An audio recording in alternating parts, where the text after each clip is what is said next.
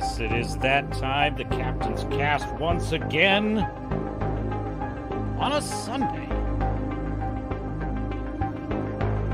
They never get tired of the girl bones, do they? They just never do. It's the eighth wonder of the world.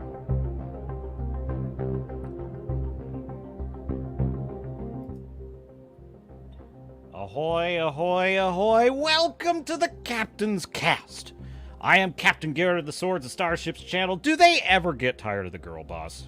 The standard, just garden variety, hero's journey. That would be Borderlands. That would be Borderlands. Truly one of the most boring, punishingly bad films I've seen in a long time. In a long time. We're going to talk about that. You are watching the Swords of Starships channel. So like, subscribe, and pull up a chair. In fact, let me, Mr. Producer, if you would kill the music for just a moment. If you would. Thank you. Thank you. So we're going to talk about Borderlands. You know, there's a couple...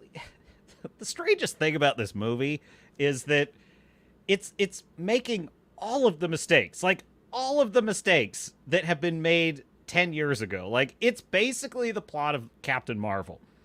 That's basically Borderlands. It's like Captain Marvel. It's the same thing over again. It's vintage early Phase 4 MCU. That's basically what it is. It's like just like every single hero's journey in the early MCU. That's basically what this movie was. It was so bad. It was. So we'll talk about that. We'll meme on it a little bit. I have some thoughts. Did you know that Alien Romulus is going to be the best film of the year? I bet you didn't know that. Well, according to reliable sources, or maybe not so reliable, it is the best film of the year. Some people have seen it, so we're going to take a look at that. I'm not sure. We'll see if I can be convinced, if the captain can be convinced, and of course, folks, I have something special to share with you. We have a string of victories. Victories in the war against bad storytelling, woke storytelling, propaganda storytelling, stodgy, ossified, hackneyed tropes over and corporate. Really, it's corporate activist storytelling. We have had a string of victories, and I will share those with you, and a whole bunch of other fun stuff. So pull up a chair. Who's in the chat? Anthony Timmons is in the chat with his signature quote of Heath Ledger's Joker. I gotta grab that as a meme, Anthony. And here we go. That's just fantastic, isn't it? Isn't it great? Let me see if I can find it here. YouTube. I'm just gonna see Dark Knight trailer. I bet I could pull just that piece of it. It's like kind of at the end. There. Dude, it's such a... Hang on. Delay of game. Wait, here we go. I think I found it. I might get away with this. Share screen. Present. Share screen. Folks, this was one of the best marketed films of all time. Like, this film was unbelievably cool in all the marketing. That would be The Dark Knight, Christopher Nolan's Dark Knight.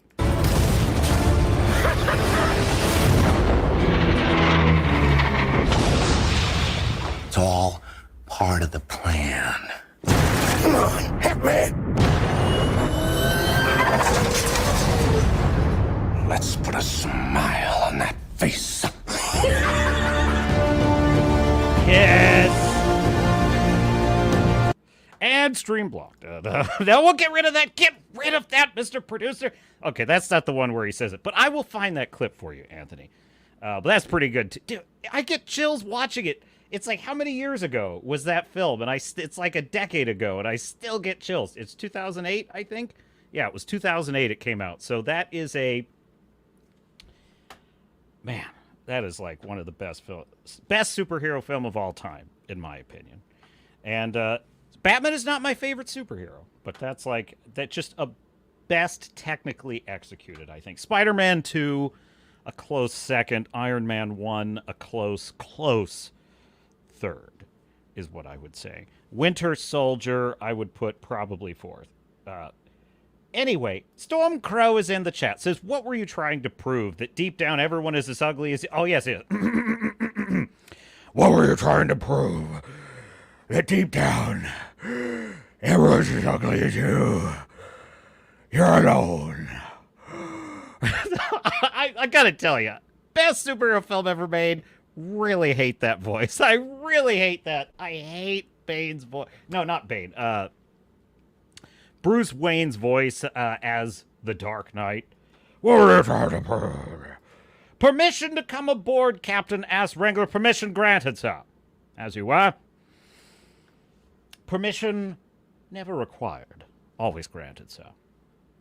Joseph Ricci is in the chat. A new traveler and a frequent traveler. Welcome aboard, Joseph. We've had some great chats lately. You've been giving the captain great fodder. Rush Limbaugh used to say that the job of callers was to make the host look good, meaning by being awesome and inspiring the host to say interesting things. So, job well done, chat. That's, I don't know. The chat is the MVP. It just is. I did not understand that until I had a chat, you know? Streamers would always say that. They'd always say the chat is the MVP, and I thought, oh, stop it. Stop flattering us. Stop flattering us, little people. And then I actually discovered as a streamer that, like, the chat is the MVP. It's, like, the most fun part. Of Borderlands, I assume you're speaking there, Joseph. Did not watch it and not going to. I endorse that decision. This film is so stupid. You know what's funny, though? It's like a lot of these. The reason why woke storytelling, which is to say intersectional feminist critical race theory propaganda storytelling. That's what I mean when I say woke storytelling. Neo-Marxist, if you will. But that's kind of like the lowest level thing. It's just basically anything that is obsessed with racial and sexual politics. That's basically what woke storytelling is. So obsessed with it that everything else gets lost in translation, right? In fact, I was just reading... Captain's brain is firing too many cylinders right now. I'm getting off track. Anyway, it's... where was I? I want to tell you about what Robert McKee had to say about this, so don't let me forget, chat, but I have to tell you about that. What the problem with woke storytelling is, it is so obsessed with its message. It is so happy with itself. It's so enamored of its own tropes that it doesn't see, one, that they're all cliches. They're all cliches. Cate Blanchett's character in this film is a full-blown cliche. You've seen this character a dozen times. She is exactly like Captain Marvel in the Captain Marvel film. Like, identical. She's just like Korra in Rebel Moon. She's just like all of these girl boss characters to a T. So they don't see that, first of all, it's hackneyed, it's old. We've seen this 1,000 times. I literally watching this film, I'm like, don't they get bored of this? Like, listen... As a writer, I get bored with... If I've already done something in my writing, I'm like, I don't want to do that again. I want to do something new. How did they not get bored? How did they not get bored with it? Stunning and brave female goes on a quest and discovers she's even more stunning and brave than she thought. Whoa, it's so good. I love it so much. The second problem with woke storytelling is it lacks all self-awareness and all self-criticism. It takes itself so seriously that it forgets to tell a story. It forgets to create interesting and meaningful characters. And probably the flaw in my reasoning, if there is one, and it's unlikely that there is, but because there rarely is. Rarely. But if there is a flaw in the captain's reasoning here, it might be that I'm ascribing to them too much intelligence. Because, let's face it, folks, DEI is another way, that would be diversity, equity, and inclusion, so stunning, so brave, is a way of lowering standards of talent in order to increase standards of, like, say, whatever your skin color is or whatever. It's affirmative action. It is force, it is reverse segregation, whatever you want to call it. And the problem is when you judge people based on their race, you are judging them on essentially the wrong characteristics. That's why racism is bad. I know, but we have to go back to basics with the wokies. They don't understand things like this. And so when you lower standards so as to meet racial and sexuality quotas, you inherently are going to hire people that don't know what they're doing. And that's what we have with Borderlands. So I endorse that decision, Joseph. You're dodging a bullet. But by the way, speaking of bullets, I got to be careful with YouTube. They're so sensitive. Speaking of this movie, okay?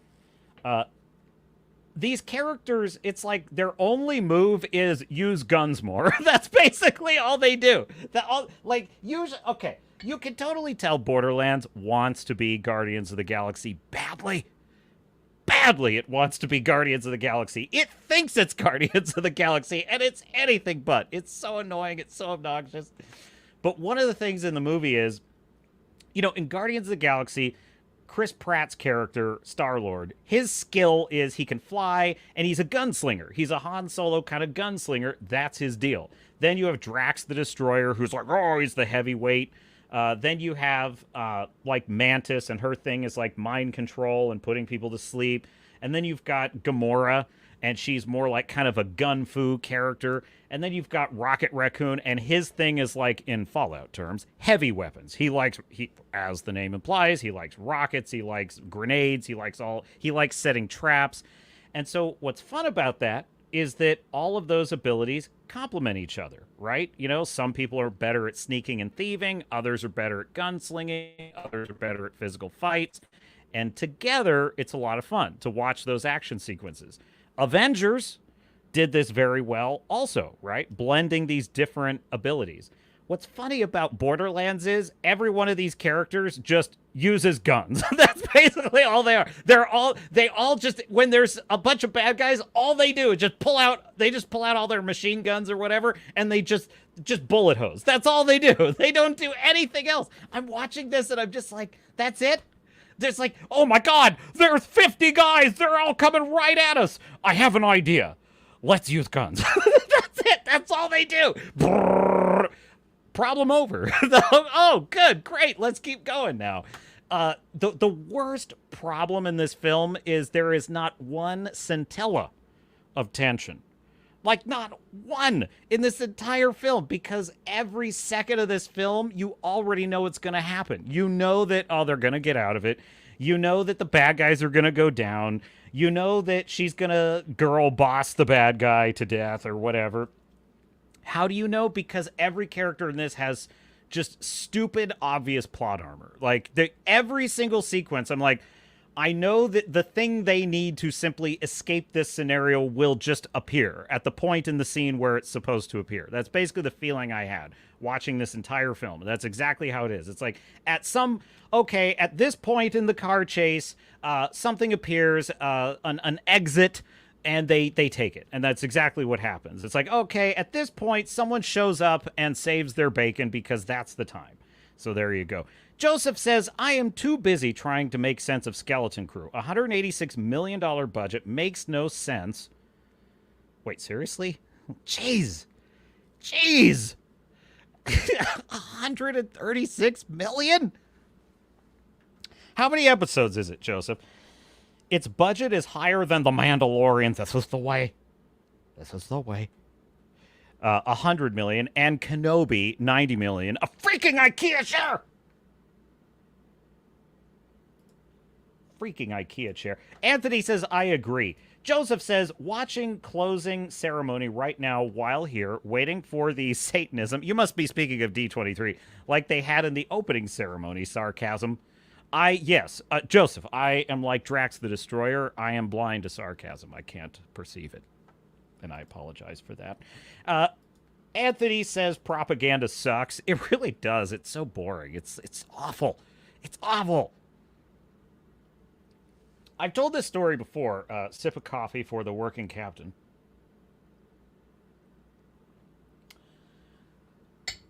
As a child, I kind of hated school, but sometimes loved it. That was kind of my thing. It's like, if it was a subject that interested me, I loved it. If it wasn't, I mostly hated it.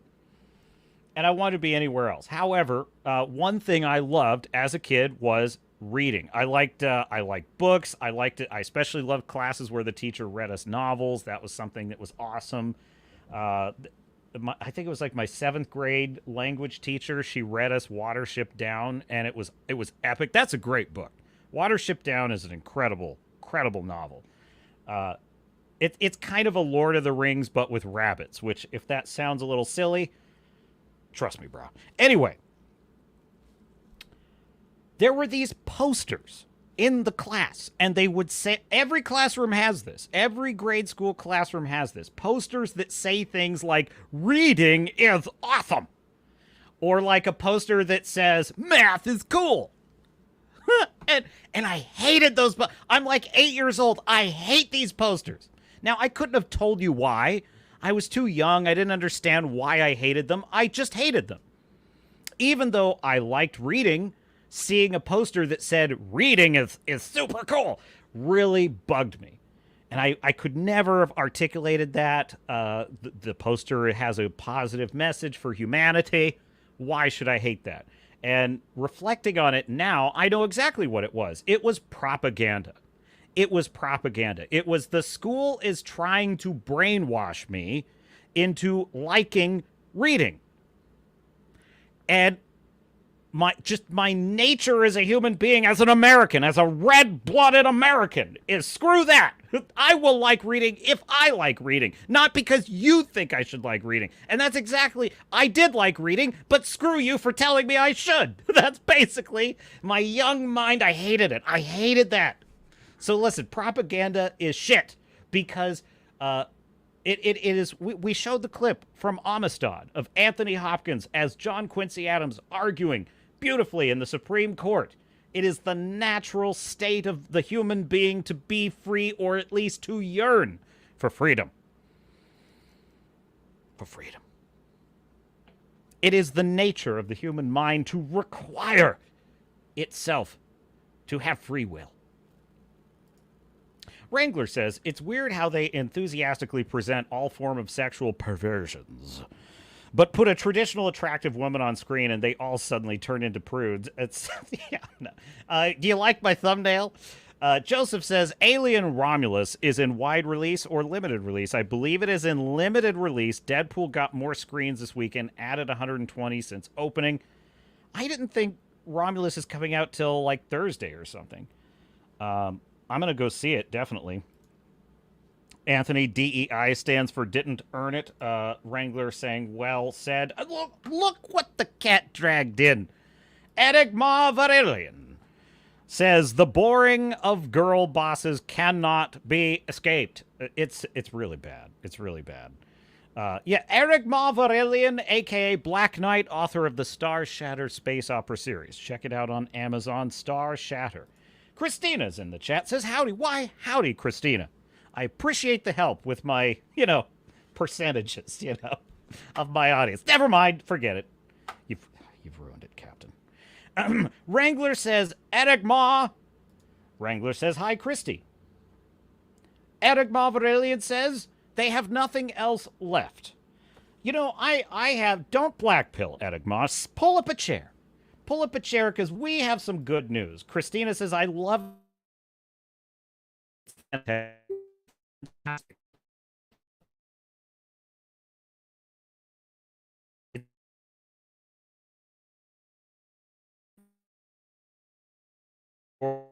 lines of a C.S. Lewis. You got to check that out. Dude, why is my camera being weird? How is my connection? My connection cannot be unstable. I'm hardwired here. Eric Marr says, hail everything. Let me know, chat, if I'm cutting out, okay? Let me know. Christina says, hi, Wrangler, and laughs. Eric Marr says, it is the nature of the NPC to bootlick. That would be a shill. That would be a shill. And we have Grizzy Shill. If you're good, chat, if you're good, we'll do Grizzy Shills. Is it still frozen? I froze for about 10 seconds. Weird. Okay. Sorry about that. I probably missed some chats. Joseph Same here. Okay, let me know if it persists. If the issue persists.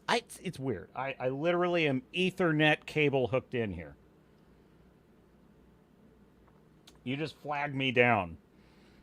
Flag me down if it's being weird. Now, Mr. Producer, if you would.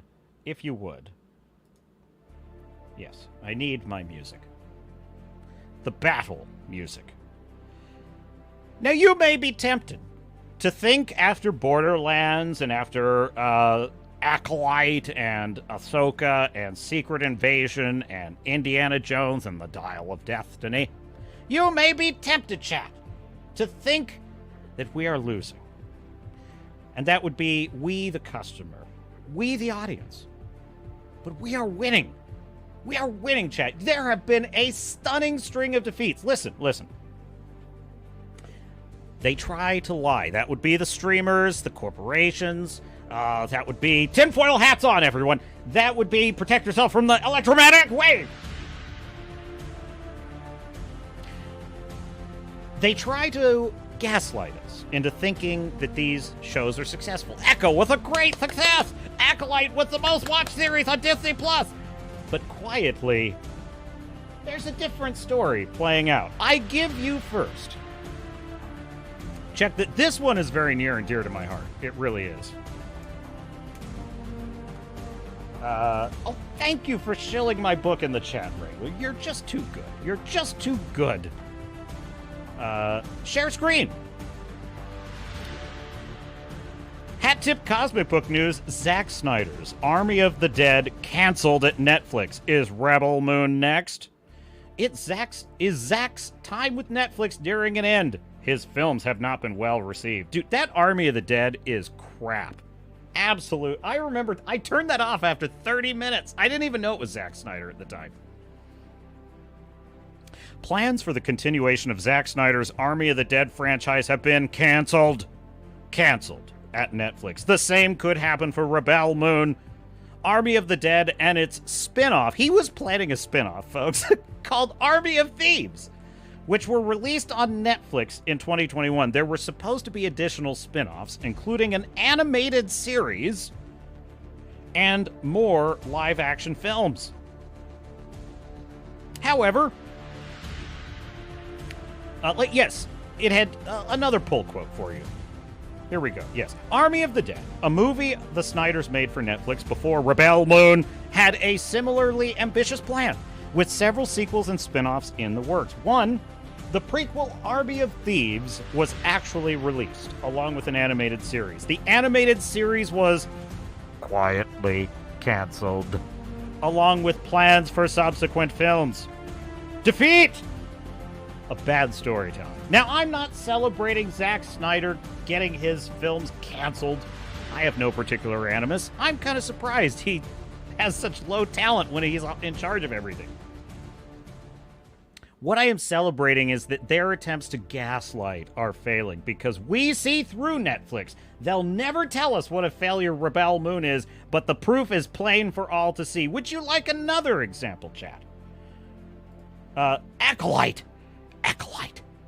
The most successful Star Wars show of all time. Or at least that's what they say.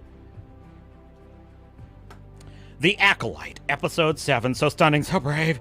Nowhere to be found on the Nielsen rating charts. Defeat after defeat. 4 episodes in a row, The Acolyte, at a cost of over $187 million, has not made the charts. The penultimate episode of The Acolyte didn't make the Nielsen ratings, which is the 4th week in a row. The Star Wars series that streamed on Disney Plus in June and July failed to make the charts. A quick reminder, the Nielsen ratings matter. Disney has them automatically turned on in your Disney Plus accounts. There still hasn't been an announcement about The Acolyte Season 2. This weekend starts the big D23 Expo. If a Season 2 announcement is going to be made, we assume it'll be this weekend. Showrunner Leslie Headland, Lesbian Headlamp, has said She hasn't heard about a second season. She has said she isn't working on a season 2. There's your Nielsen ratings. And you know, The Boys at number 1, crap. Love Island, The Bear, Desperate Lies, Receiver, Vikings, Bridgerton, Supercell, The Mole, Stranger Things is on the chart. The Acolyte is not. Defeat after defeat. Would you like more evidence? We, the audience, we rebel against bad storytelling. We rebel against the Mary Sue girl boss. We rebel against woke bullshit. Check this one out, chat. This from Cosmic Book News: WB Games revenue drops 41% due to Suicide Squad. They are considering licensing out the games. They have lost 41% of revenue on this. Oh my god, look at this! Look at this Mrs. Freeze with the haircut and just looking as butch as you've ever seen. My god! I don't know. Every single time they make one of these, they think it's genius. They're so boring. Warner Brothers Discovery again confirms the massive failure of the Suicide Squad Kill the Justice League video game. As a result, WBD is now considering licensing out their games to other companies. Well, dude, that's the Joker. Jeez. Oh my god. Look at this. If you thought the Jared Leto Joker was bad, the shall we say, gender ambiguous, highly fashionable Joker of the Suicide Squad Kills the Justice League video game is,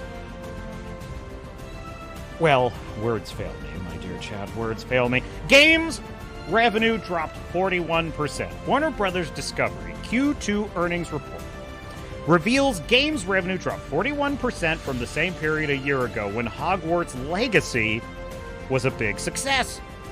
Games revenue declined, this is a pull quote here, 41% ex-FX, primarily driven by the weak performance of Suicide Squad compared to the strong performance of Hogwarts Legacy.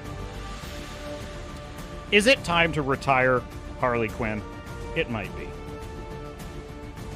We're looking to take advantage of licensing. Regarding licensing out their games, both Warner Brothers Discovery CEOs David Zaslav and J.B. Perrette, CEO and president of global streaming games for Warner Brothers, said they're looking at licensing them out. So they are shopping. They're shopping their properties elsewhere. Defeat. Meanwhile, victory. Deadpool and Wolverine box office passes 900 million, now outpacing Black Panther.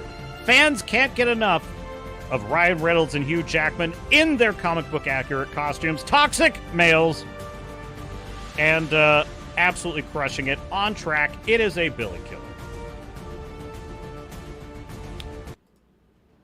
That's right. They can make as many woke disasters as they want. They can make the next Borderlands with a 55-year-old woman playing the role of a 25-year-old woman. They can tell us we're bigots for not liking their characters. They can tell us we're toxic for critiquing their shitty plots. They can call us misogynists for disliking their lack of talent. And in the end, unfazed, they will make another woke disaster. And once again, we will inflict defeat after defeat after defeat.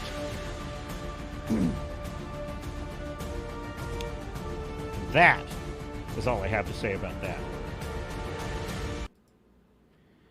I will let Sir Winston close it out.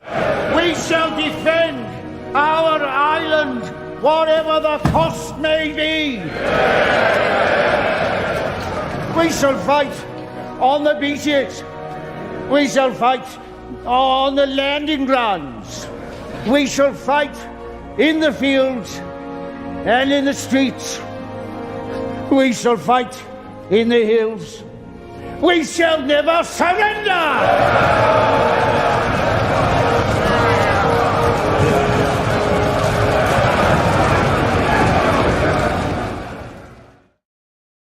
I love that movie. Darkest Hour. Yes. Oh, such a good movie. We shall never surrender.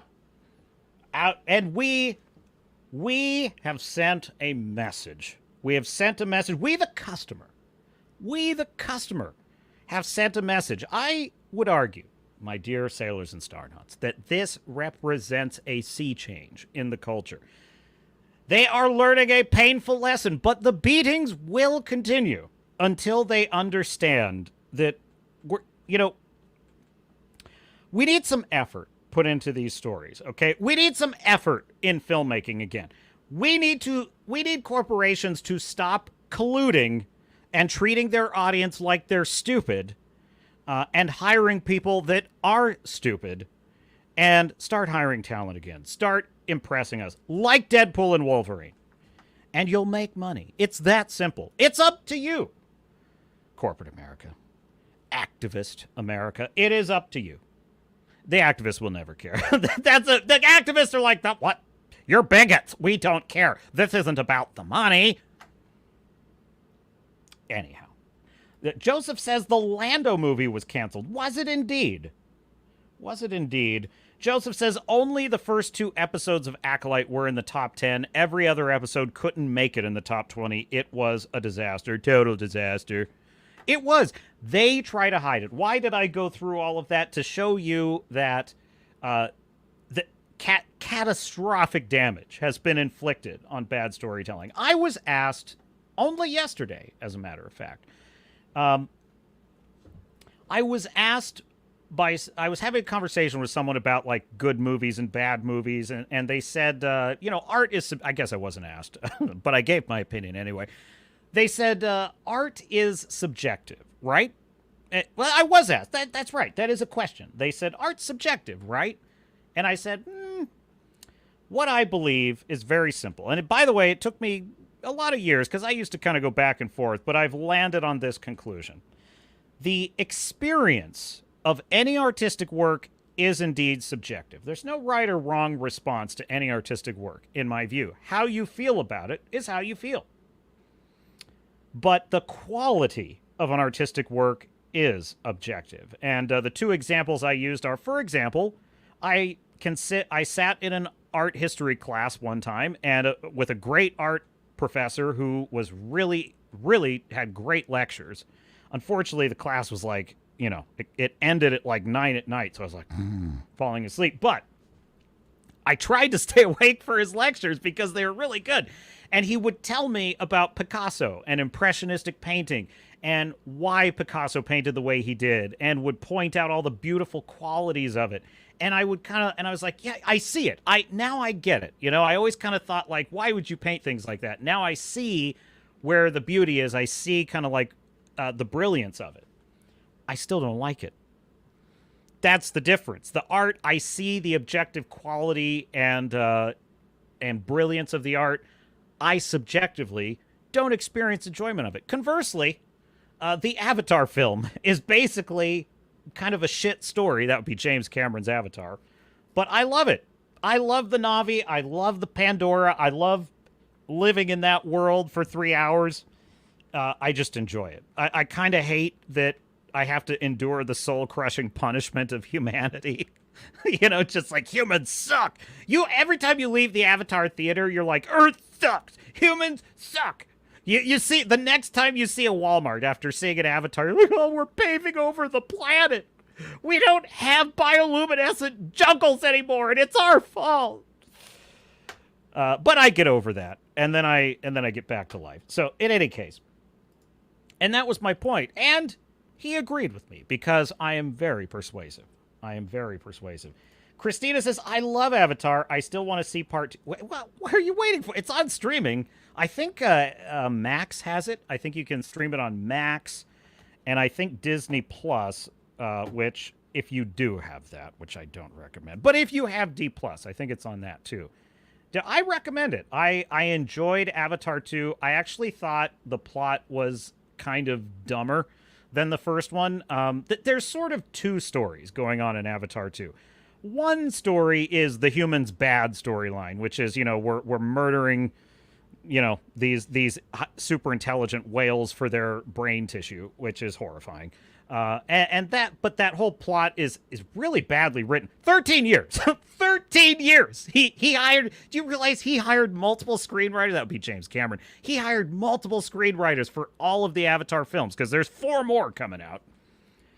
13 years, you still have this clunky of a plot. Anyway, but the second story is Jake Sully's family story. He now has a bunch of kids. Him and Tiri are they're having to relocate, and they've joined up with this water tribe, and that part of the film is excellent, and I really enjoyed it. And I will say, as usual, the visual effects are excellent. Where James Cameron is an excellent storyteller is not in the actual plot. The plot is kind of silly, but the story that the world tells you. The characters are well developed. He writes good characters. That's the thing.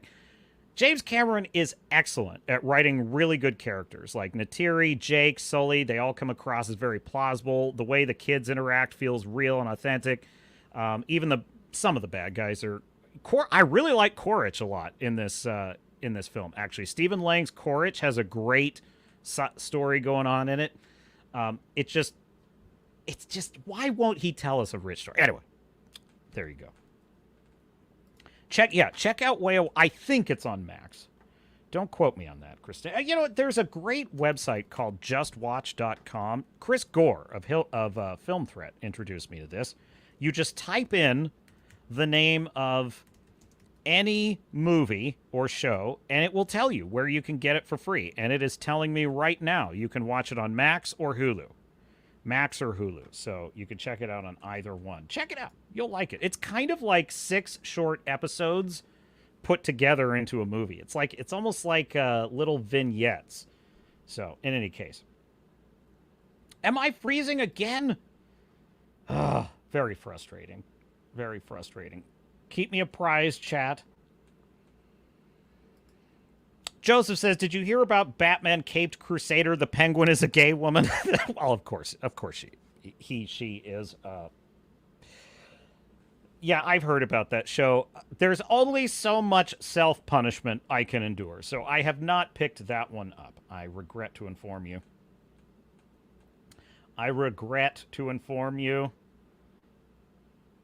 Oh, yes. I wanted to pull this for a second. Hopefully it doesn't continue to cause freezing, because I feel like whenever I'm sharing something, that's when I'm getting that. Where is it? I had it earmarked here. Yes. Here it is. So if you don't know, Gary over at Nerdrotic, Hat Tip Nerdrotic, he got some little twerp on X just started deciding it was time to cancel Gary and took a run at him. This toxic, bigoted man has been occupying this space too long. And he just went on this very fascistic, censorship-laden... He wants Gary deplatformed. And it's like, well, you're kind of late to the party, bro. But it's pretty funny. He just discovered Gary. Now, Gary, I gotta tell you, I really love how grounded Gary is. You know, having met him in person and just watching his live streams. But that whole group, the whole Friday Night Tights group, they're very grounded people. They're just, and when I say grounded, what I mean is they don't take themselves too seriously. They have a way of letting criticism roll off their back. They have a very professional attitude. They're always considered to be these kind of angry bigots by people who don't actually follow their streams. This is nothing new, by the way. Everyone thought Rush Limbaugh was this arrogant, mean SOB. But if you actually listen to his show, he never was mean to callers that disagreed with him. He was actually very polite in how he would debate them. He was mostly kind of joking around and being funny, and people would assume that was him being serious. So they would take him literally. This is how trolls always respond to things, or censorship-minded people always respond to things. They form an impression and they push a narrative, but they don't actually know.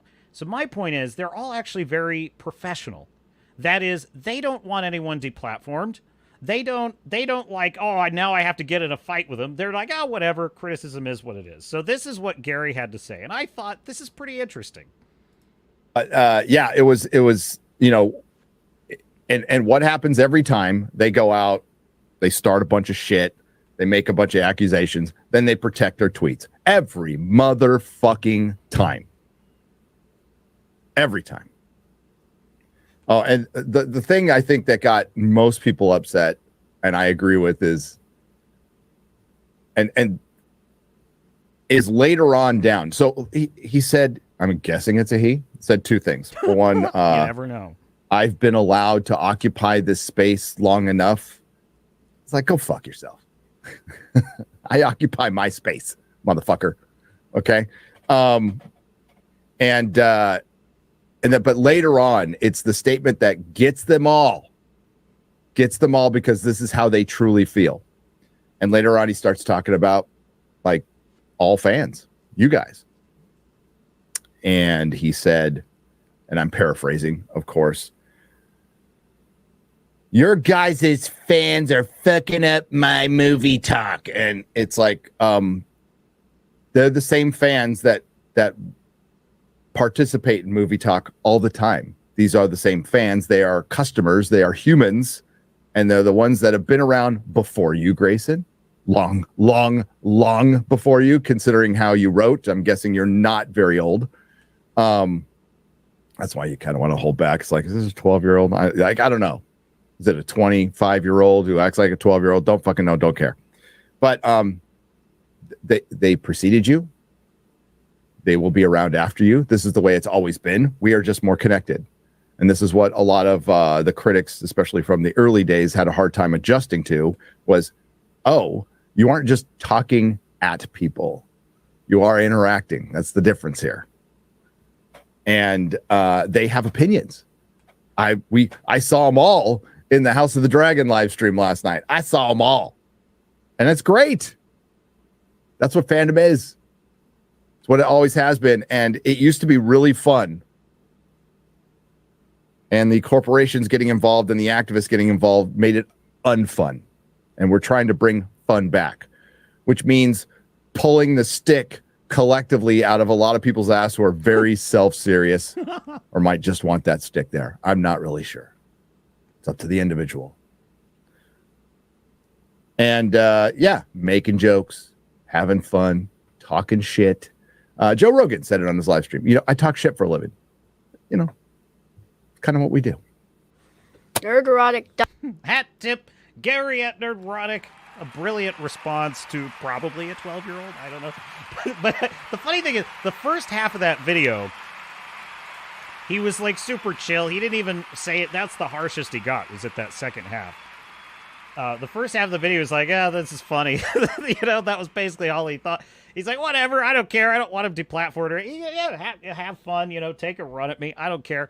And I really admire that. I really do. But I like what he said there at the second half. It's like, well, you say that you're ruining your experience of these movies. Well, guess what? The people who don't like these movies are fans too. They are audience members also, and they are entitled to their opinion. And by the way, they've always been around. They've been around longer than you because they've always been here.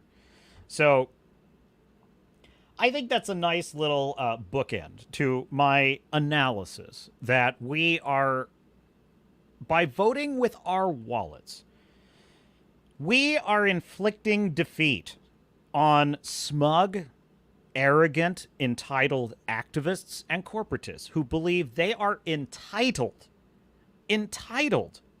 to their work being praised. That is an insane attitude. Literally, it's insane. If you want validation in life, let me explain something to you. The worst profession you could ever choose is the life of an artist. If you want affirmation and validation, the path of the artist is the worst path you could ever choose. And ironically, it will be the most attractive path to anyone who longs for that sort of thing. Because anyone who wants praise and adulation and affirmation and attention, well, of course they're going to be attracted to the music industry or theater or film or whatever. But that's, you know, obviously, if you get famous, if you get all that, it's not going to be exactly what you thought it was. And it's not going to fill that hole in you. Depending on which casting couch you're on. Never mind. But what I am saying is, for most artists, and any artist at the beginning, it can be lonely, and it can be the exact opposite of validating. And that's part of what you're seeing is the problem with DEI, right? Is that when you elevate and not just DEI, but like corporate politicking, like I think Leslie Headland is absolutely a product of corporate politicking. She is very good at climbing the corporate ladder. I think that's primarily how she got the deal with the Acolyte. She kisses the right asses. And she holds the door closed for the right Harvey Weinstein. What I'm saying is, when you elevate people on that basis, the type of people that you get are people that desperately need affirmation, they desperately need validation, and they think because of the crazy lunatic woke mind virus, which believes that by dint of how you were born, whether you have the right skin color or sexuality, you deserve to be affirmed. You deserve. This is why the girl boss is so insufferable. Aside from being a Mary Sue who's flawless and perfect and never makes a mistake, except if that mistake makes her more flawless in some way, aside from that problem, the problem with the girl boss is she's boring. She's boring. So, in any case, there you have it. They think they are entitled. That's really the problem with the girl boss. They are entitled to you liking them. That's really the issue. That's the issue. The girl boss thinks you should like them because it's a girl in a position of power in the film. And it's like, that's not how characters work. That's not how storytelling works.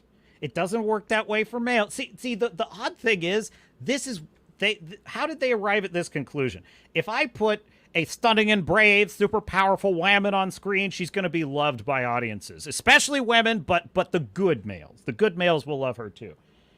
Why doesn't that work?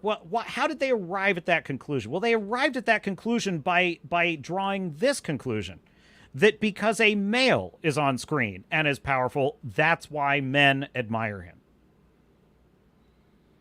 That's what they think. They think that if you just put a man in a leading role, that this is the intersectional feminists I'm speaking of.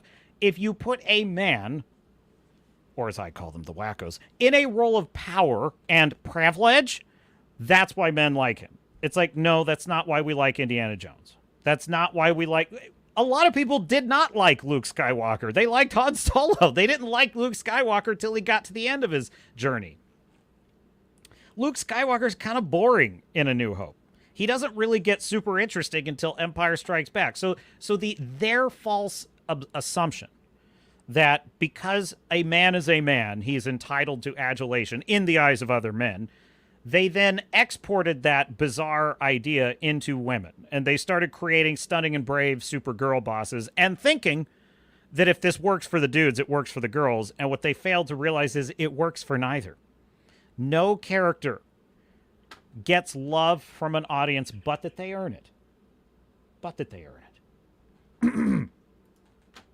Anthony says, smug, arrogant, entitled arseholes.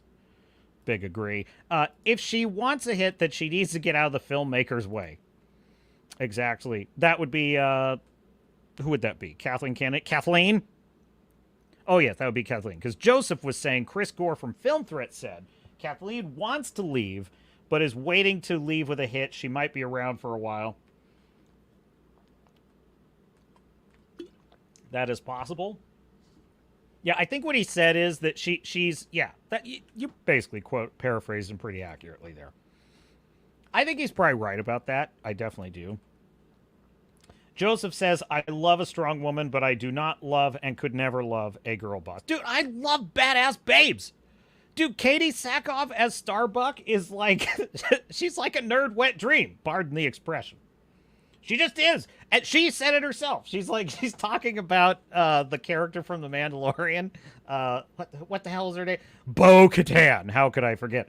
Bo-Katan, which is a very, she deserves so much better than that boring plank of wood character. But anyway, some podcaster asked Katie Sackhoff, like, there's a lot of criticism for the new season of The Mandalorian and Bo-Katan, and what do you make of that? And she's like, oh, well, you know, I think, like, she said, like, something like 60% of fans, you know, they just don't like the character, like 40% just think she's really, or, you know, I'm already messing it up. That, like, 30% think this and 40% think that, and, like, 1% just want me to sit on their face. And I was like, well, that's pretty self-awareness.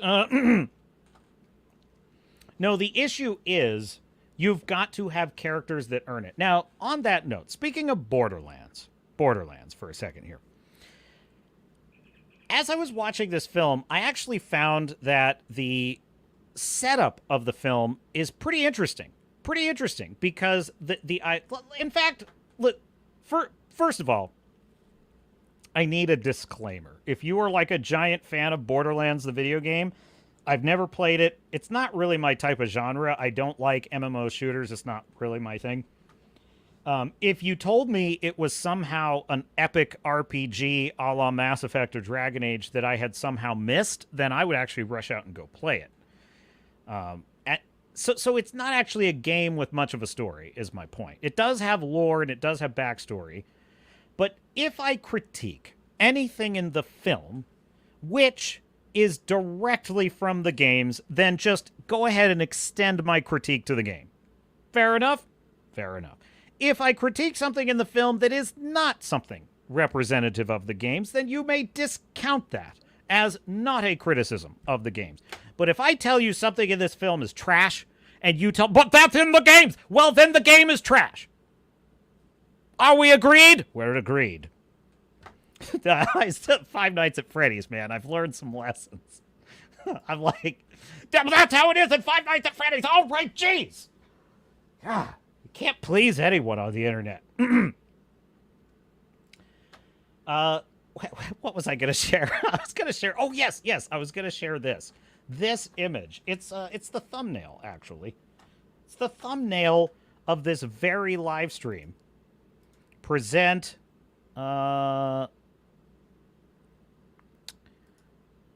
Can I share? Yes, I could share this. There we go. Yeah. Okay, so this is the thumbnail, right? This is the thumbnail of this live stream. Now, I found this fascinating, right? Because Cate Blanchett... Now, let me explain. I love Cate Blanchett. She is a marvelous actor. She is incredible as the character of Galadriel. She's actually the star of an incredible film called The Missing with Tommy Lee Jones. It's one of my favorite films ever. She goes on an epic quest to save her daughter who's abducted by these basically a Native American shaman who sells anyone who's not of his tribe as slaves. He basically kidnaps people on the frontier and he sells them into slavery in Mexico, and he's kidnapped her daughter. She goes on this quest to save her. It's brilliant. It is an absolutely brilliant Western. It's called The Missing. Cate Blanchett is the star and she crushes it. So I love Cate Blanchett. This is the wrong character for her to play. She is a 55-year-old woman who is playing the character on the left. She's playing the character on the right from the video game, who I would much rather have seen. I would much rather have seen this kind of 20-something Spitfire character out there crushing it. And interestingly enough, she kind of has something of an interesting story. That would be Lilith. Lilith is the character, okay? Now, because I have not played the games, I had to rely upon the wiki. And I don't enjoy having to rely upon... Yes, I do. I do enjoy it. I like the wikis. The wikis are fine. I'm probably going to freeze up a little bit here. Hang on. It's because there's a lot of ad stuff going on.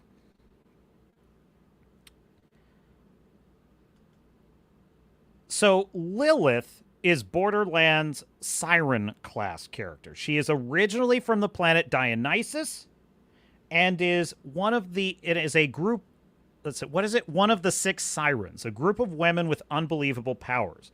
Lilith is the overall main protagonist of the Borderlands series. She is one of the 4 playable characters in Borderlands. And yes, Anthony, Katie Sackhoff was in Longmire. You are correct. I have not seen that, though. Resuming with the article, a major character in Borderlands 2 and Borderlands the pre-sequel, etc., etc. Quote from the game. So far, only 13 people have publicly demonstrated so-called magical abilities, all of whom are women. Due to the gender bias, these gifted individuals are often called witches or sirens, although no official term exists. Close quote for a second. That's actually a pretty interesting piece of lore, and it kind of fits with human history, right? Witches always associated with women. That's actually kind of cool, because the whole concept of Borderlands is that this ancient alien civilization called the... what are they called? The Iridians. The Iridians. They were sort of this galaxy-spanning, super advanced race, kind of like the Forerunners in Halo, and they were manipulating everything, and then they mysteriously disappeared, sort of like the Protheans in Mass Effect. Anyway, and there's always some race that disappeared millions of years ago. And they left behind all of this technology. And so essentially the implication of the game is that magic is really just technology left behind by the Iridians. Now, there is a planet called Pandora, both in the game and the film, where supposedly a vault exists that holds all of the treasures and super advanced technology of the Iridians, and everyone is going to this planet to find it, which results in it becoming this kind of Mad Max rat race, winner-take-all wasteland, okay? And that's basically the setup for the game and the film. It's very satirical, it's tongue-in-cheek. So, resuming with the quote, studying the cause of these women's powers has proven difficult, as they are always prone to wanderlust and have little patience for extending scientific probing. Lilith claims her powers come from her crossing the, quote, hotness threshold. Quote, dude, that is already anti-woke right there. That's already anti-woke.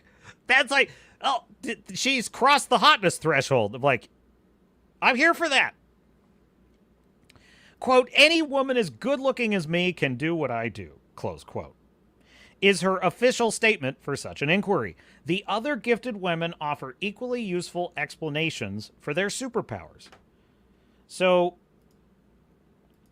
what I'm getting at is that lore explanation of the character from the video game actually sounds pretty interesting.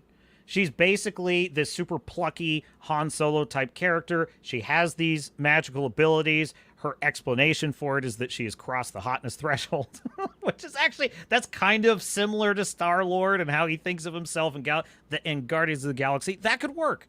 There's potential there. We've already established she has magical powers. We've already, but here's my thing. Hopefully, they're not as absolutely through the roof, over the top powerful as Kate Blanchett is basically. She's basically like Captain Marvel at the end of this film. She has godlike powers at the end. And I'm like, well, now there's nowhere left for this character to go in a sequel, because she can just do anything now. So that's going to be awful. That's going to be awful in a sequel.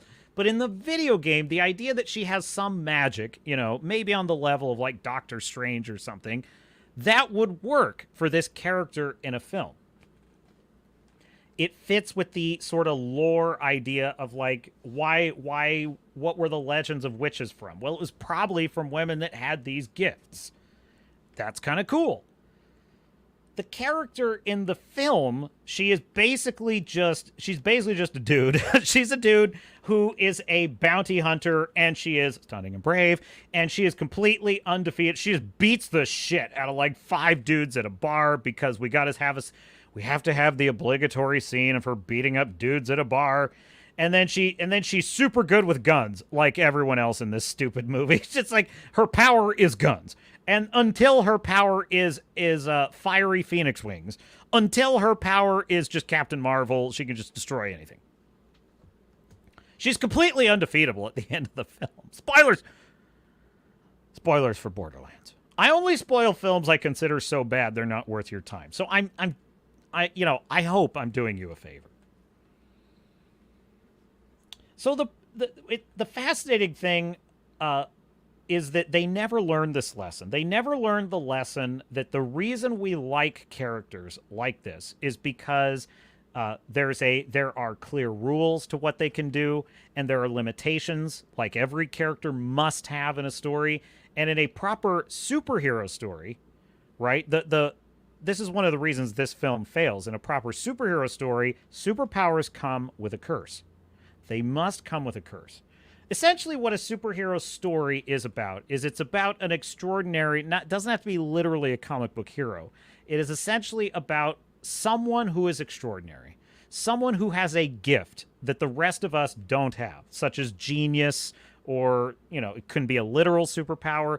It could be an extremely important mission that, Ethan Hunt, for example, in the Mission Impossible movies, is a superhero because he has all these abilities and his mission is of maximum importance to humanity, right? So James Bond, same deal. He's a superhero. Now, the defining characteristic of a superhero is that they are lonely, in a sense, because they live slightly above, or maybe a lot above, the rest of us, because they're removed from the rest of humanity. The nature of their superpowers makes them distant, right? Because we sort of look up to them. It's hard for us to relate to a superpowered character. That's why them having baggage, that doesn't necessarily mean trauma. That doesn't necessarily mean they had a bad childhood. It just means they have a curse that they have to live with, and that curse must be compelling. And the greater the superpower, the greater the curse. That's what helps us mere mortals relate to them. The problem with Cate Blanchett's character in this film is her only curse is that she doesn't know how stunning and brave she is. She doesn't know how powerful she is. She doesn't really even have a curse. She's awesome at everything. She's a bi itch, but people like her anyway and team up with her anyway. And so as per usual. And I suppose the film does introduce the fact that she's super sad about her mom abandoning her as a child, 55-year-old woman who was abandoned by her mother, and she's sad about that. Unfortunately, that does not make for a strong enough curse. It's pretty weak sauce. In fact, there was a couple of points made on Friday Night Tights I thought were germane to this discussion that made me laugh. Dude, Gary breaks down the hero's journey so magnificently here. I gotta show this to you. But first, let me catch up on the chat because you guys are on fire tonight. You're on fire. Got that one. Christina says, excellent movie. Wait, which movie did I reference? Oh, The Missing? Did you see The Missing, Christina? Anthony says, wasn't Katie in Longmire? Okay, I did get that. Never mind, I got that. Okay, this has been fun. I have to go. Thank you. See you later, Wrangler. Well, thanks for stopping by, Christina. Have a great one. All right, now let us share screen. So this was Hat Tip Nerd Erotic Friday Night Tights. Here we go. To oversimplify a very oversimplified story, it's the girl who's the key to everything gets usurped by the girl who's the key to everything that does have keys. She actually has keys. Oh, well. It's so bad. So the girl, so there's a young girl in the film that Cate Blanchett has to go save. And this girl is supposed to be like the key to everything. And they literally have a line of dialogue in which they're discussing the 3 keys to opening the vault. And Cate Blanchett basically says, oh, well, we only have 2 keys. Where's the 3rd key? And then Jamie Lee Curtis, because of course Jamie Lee Curtis is also in this girl bossing. Oh my God, it's so many. There's like half a dozen girl bosses in this film. There is a girl boss lieutenant of the bad guy who's leading all the goons, and she's in it, and she's girl bossing. And there's a bartender who's like the ultimate, she's like the ultimate fence and like like trader of like stolen goods. That's offense. What's the word I'm looking for? She's basically like the merchant / bartender / information broker for all of the raiders and ne'er-do-wells of the Borderlands, right? She's a girl boss. So you got all these girls. And so Jamie Lee Curtis says she's the key. Literally identifies her as a key. and then the girl finds out she's not the key, but in fact Kate Blanchett is the key. It's so bad. It's a subtle but important difference. It really is. And It's like an Olympic. Did you guys find that it was like a ripoff at all of Guardians of the Galaxy? yes, it tried to be Guardians of the. It tried to be a lot of things. Did it have a soundtrack like Guardians? I mean, You know who did a horrible. good? They got Motorhead in there, but like they did Ace of Spades. It's like fucking do something. Yeah, else, that didn't man. fit what was happening Yeah. at all on the screen. That was a bizarre No, choice. that was a really bizarre choice. Did you like? I was, and I'll stand on this business, dude. Stand on it.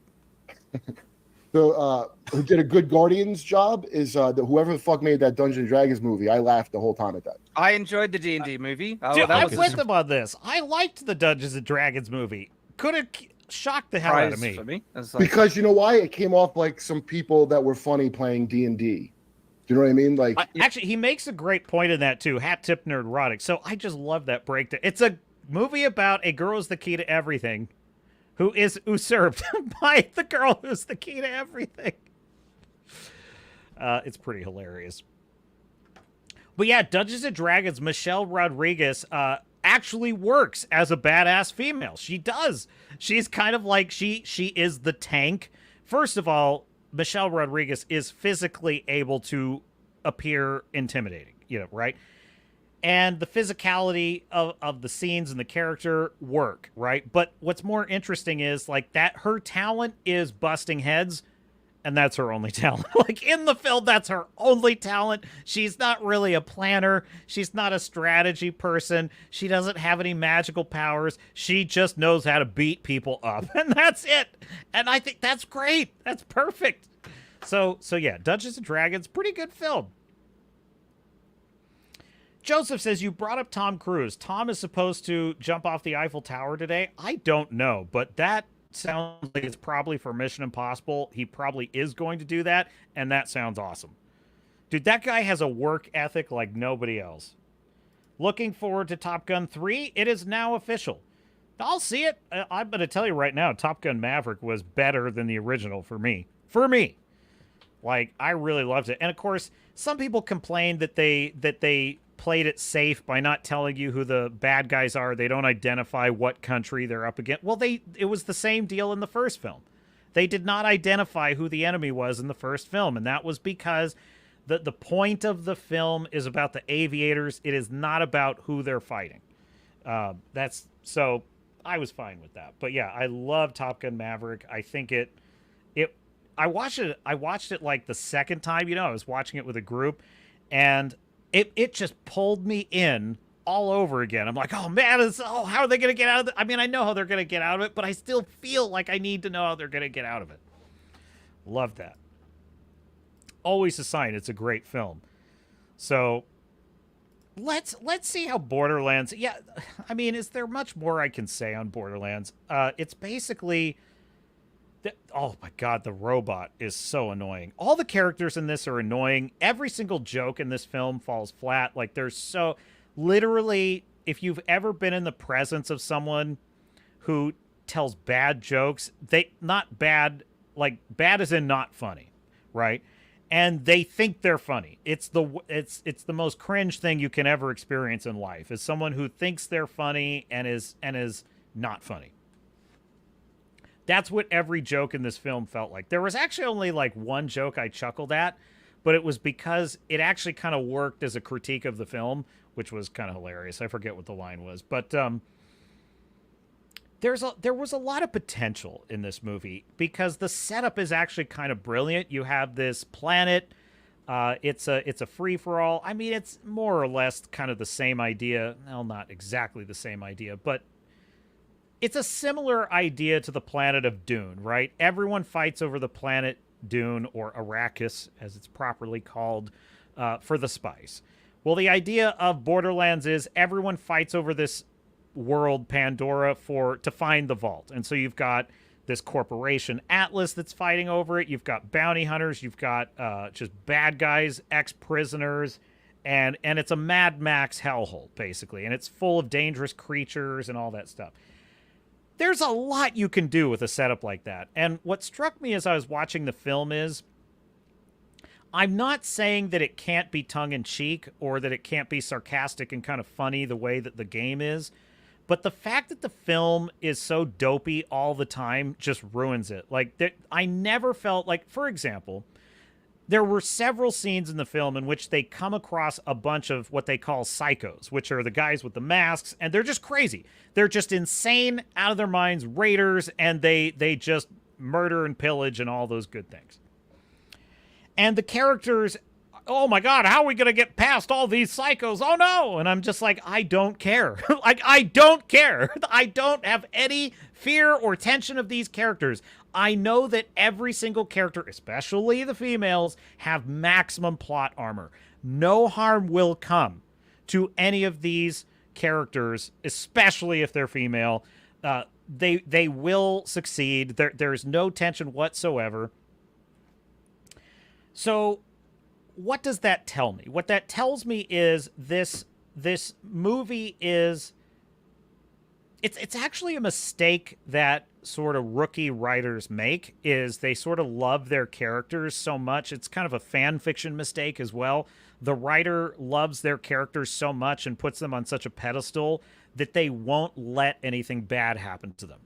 And it's really cringe when you read it. But it's a common mistake that new writers or very unskilled writers make. Or they over perfect. They make their characters flawless. They make them sort of perfect. And then, and that's essentially the role of fan fiction as well. And I got that feeling from this movie because you cannot make me afraid of the psychos if I cannot see for sure that the psychos could do bad things to them. The Mad Max world, George Miller, I think they totally tried to rip off Mad Max in a few of these scenes, and it was pathetic. It was pathetic, folks. George Miller could have done a lot with this concept, like a lot. He could have made a really awesome movie with the Borderlands concept. And if anything, Borderlands is Mad Max in space. It's basically what it is. So it's probably a ripoff of Mad Max anyway. But what struck me about it is actually, Furiosa suffered a little bit from this. Like, I felt the intimidation factor, but the fact that, like, there were moments where I felt like Furiosa should have been in slightly more peril than she was.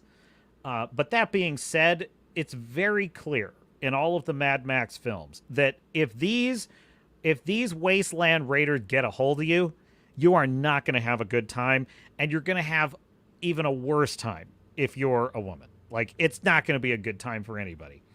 You have that feeling, Game of Thrones, you know, it's like House of the Dragon. There's the crab feeder and his evil pirates. You have the feeling that if those pirates get a hold of you, it's going to be a bad time. Borderlands, I don't feel any of that. I feel like there's a bunch of dopey guys that they call psychos that will never harm a hair on these characters' heads. They just won't. There's even a scene where they try and imply that Kevin Hart's character got killed by them, and I'm like, no, he didn't. The movie's like, yes, he did, bro. Yes, he did. He totally died. You didn't see it. It was off screen, but you know that he died. And I'm like, no, he didn't. Yes, he did. It's like, oh, shut up, movie. And then, of course, there he is. He's alive. So now, the opportunity in this film is if they had been willing to put more of an edge to this world and been willing to show us that bad things will happen to you if you fall into the clutches of these raiders and these corporate goons and whatever. If they had made this world more serious, more deadly, they could still have had a lot of tongue-in-cheek humor. There's a lot of kind of wacky, fever dream, tongue-in-cheek stuff in Mad Max. There's, what's another good example? Twisted Metal. Twisted Metal, the show on Peacock with Anthony Mackie, did this very well. In fact, one of the characters who is one of the protagonists, but he's kind of an anti-hero, is, what's his name? Is it, what's the name of the character? Clown in Twisted Metal? Sweet Tooth. That's right, Sweet Tooth. So when Anthony Mackie first encounters Sweet Tooth, he's terrifying. He's this killer clown with an armored ice cream truck. And you get the feeling that even though Anthony Mackie, his character, the milkman, right? He's wisecracking. He doesn't take the world too seriously. There's a lot of satirical humor in it. I never had the feeling, though, that if he fell into the clutches of one of these characters, I never got the feeling that he'd be necessarily safe. I got the feeling that, like, he'd be in trouble. That's bad. And the character, knows that that's bad. There's a sense of real peril. So I think if you actually want to know how Borderlands could have worked very well, the show Twisted Metal is a good example, because there are real stakes in that show, whereas in this movie, it's just a bunch of colorful images, a bunch of hackneyed cliche lines, the worst kind of fail humor, just absolute epic fail humor. And it is a classic it's the Captain Marvel plot. Basically the plot of Captain. What'd you say there, Anthony? Twisted Metal Black? The show is good. The show is really good. Joseph Ritchie says, who can ever forget Val Kilmer in Top Secret? Top Secret? I don't think I saw that one. Classic. Anthony listing a few favorites: Officer and a Gentleman, Enemy Mine, Iron Eagle, The Guardian, and The Gathering of Old Men, just to name a few. Louis Gossett Jr. was good in a lot of movies. Excellent points, all. Now, I was going where... Oh, yes, let's see the box office, or the Rotten Tomatoes score for Borderlands. Oh, dude. Oof. Oh, no. 9% critic score. Dude, I think the worm has turned when it comes to the girl boss trope. Even the approved intellectual class of critics have become bored of this trope. 9% critic score, 49% audience score, which I find that is frightening to me. It is frightening to me that it has that high of an audience score. This movie was boring as hell. Shall we take a sampling? Let's see here. Dude, they've rearranged everything on this site. I just want to see the top critics. There it is. Found it. Okay. Quote, there's hardly any character development or dramatic peaks and valleys in Borderlands to hold the viewer's interest, even for such a brief runtime, which, thank God, it's only 90 minutes, thank God. The tone of the movie is all over the map, which leaves much of the cast painting expressions on their faces that are a cross between stoic frustration, that would be the girl boss face, and subtle confusion. The choppy action scenes and the wan, lifeless incorporation of the film's settings and backgrounds with the characters' movements smack of post-production shenanigans more than they do of on-set incompetence.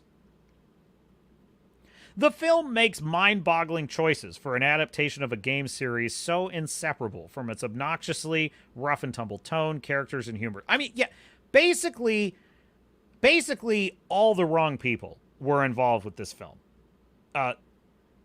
This was absolutely the wrong crowd to make this movie. I'm curious what some of the audience reviews are on this. Let me find that. I'm looking for... Let's see, where is the... Oh, yeah, there it is. Okay, got it. Audience reviews. Bland, uninspired, barely felt like it was based on the game itself. They did not follow the story. Cast was horrible. That's a shame for a good franchise. What on earth was this disaster? I like that one.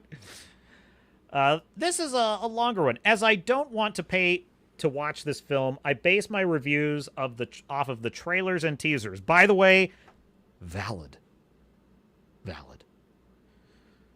I didn't want this movie, nor do I want any movies based on games to be made. I don't think the trailers look good. The characters feels off and I don't understand what that sentence is. Claptrap shitting at himself.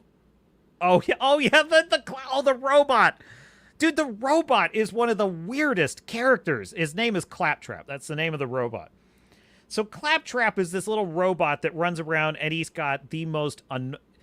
This is the thing that occurred to me when I was watching the film. The writers of this film think that they are confusing being annoying with being funny.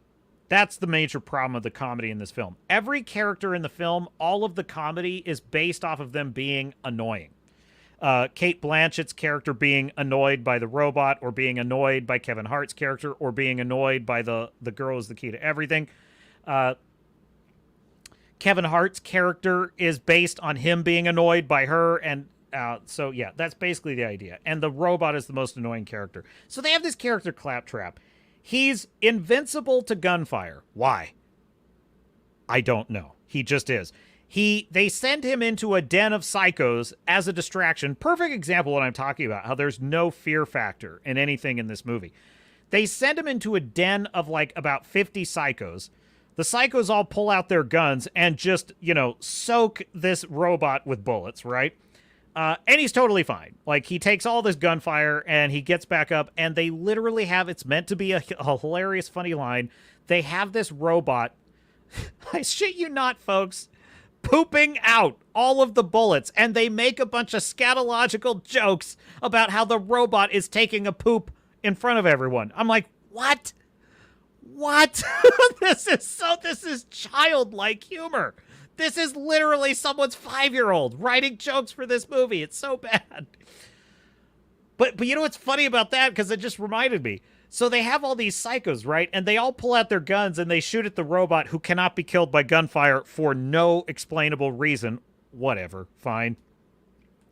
Then that same group of psychos they're all swarming the good guys. They're swarming Cate Blanchett and Kevin Hart and all that. What are their characters' names? I don't care. I don't care. Screw this movie and screw these stupid characters. So then all the psychos are trying to mob them. Now they're using melee weapons. Now they're using machetes and axes and chainsaws. None of them are using guns, because now the protagonists are the ones using the guns, which, by the way, is everybody's superpower in this film is just guns. That's it. That's just it. Guns. And it's incredibly boring from an action scene perspective. So it's kind of incredible. So here is this guy giving an audience review, and he's basically saying, like, crap chat. I said crap chat. Claptrap shitting himself. Is it 5-year-olds this movie is marketed towards? You handpick the characters which you thought would attract the most people. I am not paying attention to this movie. Dude, that is absolutely fair. Part of getting an audience's attention is marketing. And if you present the idea for your story or the trailer for your film, and the audience says, that sounds boring, that is just as valid as an audience member seeing the film and saying that movie was boring. You may not think it's fair, but I think it's absolutely fair. Quote, I'd imagine that it's a decent movie if you never played any of the games. No, sir, I have never played any of the games. This movie is trash. And if you were to tell me that the film faithfully adapted the games, I would assure you that I would never play the games. Ever. Resume, quote, as someone that has played all of them, it's disappointing to see how they glazed over so many of the aspects that people love about the story. Really? Close quote. Really? It's like an MMO shooter, and it's that detailed? Like, okay, fair enough. I honestly, because of the film, I sort of thought that the issue was, like Twisted Metal, this is a world that doesn't... It's basically just an arena shooter game. So that's not really a story to tell. So there's lore, but there's backstory, but there's no, like, real character-driven story in it. So my assumption is that part of why the film was so bad is that it was trying too hard to put a story to it. Based on these reviews, these are players of the game basically saying that they didn't adapt the source material and that there is a lot of story in the games. Well, that's fascinating, folks. I find that fascinating. Quote, this movie is so bad it's hard to describe. Cate Blanchett is great in anything. this film disproves that assertion, I'm afraid. This was a good venue for her talents. No, it wasn't. Story moved decently. No, it didn't. And Ariana Greenblatt is a special talent. No, she's not. I disagree with everything stated in that review. Not bad for the budget given. Oh, gee, that's a bot. Get out of here. Quote, this movie was great. I love the story and the fighting was entertaining. The character design and world building was excellent. Even better if you know the games. I don't understand all the hate. Well, that's because you have very low standards. Nothing against you, Sir Madam Marit, but you need to get out more. You need to, like, expand your base of literary knowledge. I realize that's a very snooty thing to say, but I stand by it. Quote, I thought the movie was enjoyable. The story and characters are definitely a little different from the games, but were still enjoyable to watch in their own way. The CGI and Claptrap looked really good. Great, good for you. I'm glad you had a good time. The movie definitely slows down around the midway point. If you say so. Is this a good Borderlands movie? No, it's just all right, but I did find it entertaining, so that it has to count for something. No, it doesn't. No, it doesn't. This is what I'm saying. Why don't you want more from these people? Were given hundreds of millions of dollars and the limitless fortunes of a massive mega corporation. Why don't you demand more of your entertainment? Why do you want them to... This is basically, they stepped on your face, Sir Madam Marit. Is this a good Borderlands movie? No, it's just all right, but I did find it entertaining, so that has to count for something. What? What does it have to count for, sir? This is why we can't have nice things. No, I'm not going to go that far. I'm not blaming that, but I will say... If you do not ask for more from your storytellers, this is the kind of drivel you're going to keep getting. And I wish I could help you, but I can't. Well, I am helping you if you're watching, if you'll come watch the Captain's Cast. 1-star review. Can we give this less than 1 star? Now that's more like it. Please. This was a special effects budget in search of a plot with the only redeemable footage already in the trailer. That trailer was just as awful as the movie, I regret to inform you. No character development, no appearance of a plan, and couldn't summon any so bad it's good energy. Save your money, save your time. Dude, that is bang on accurate, that review right there. Well, except for the trailer comment.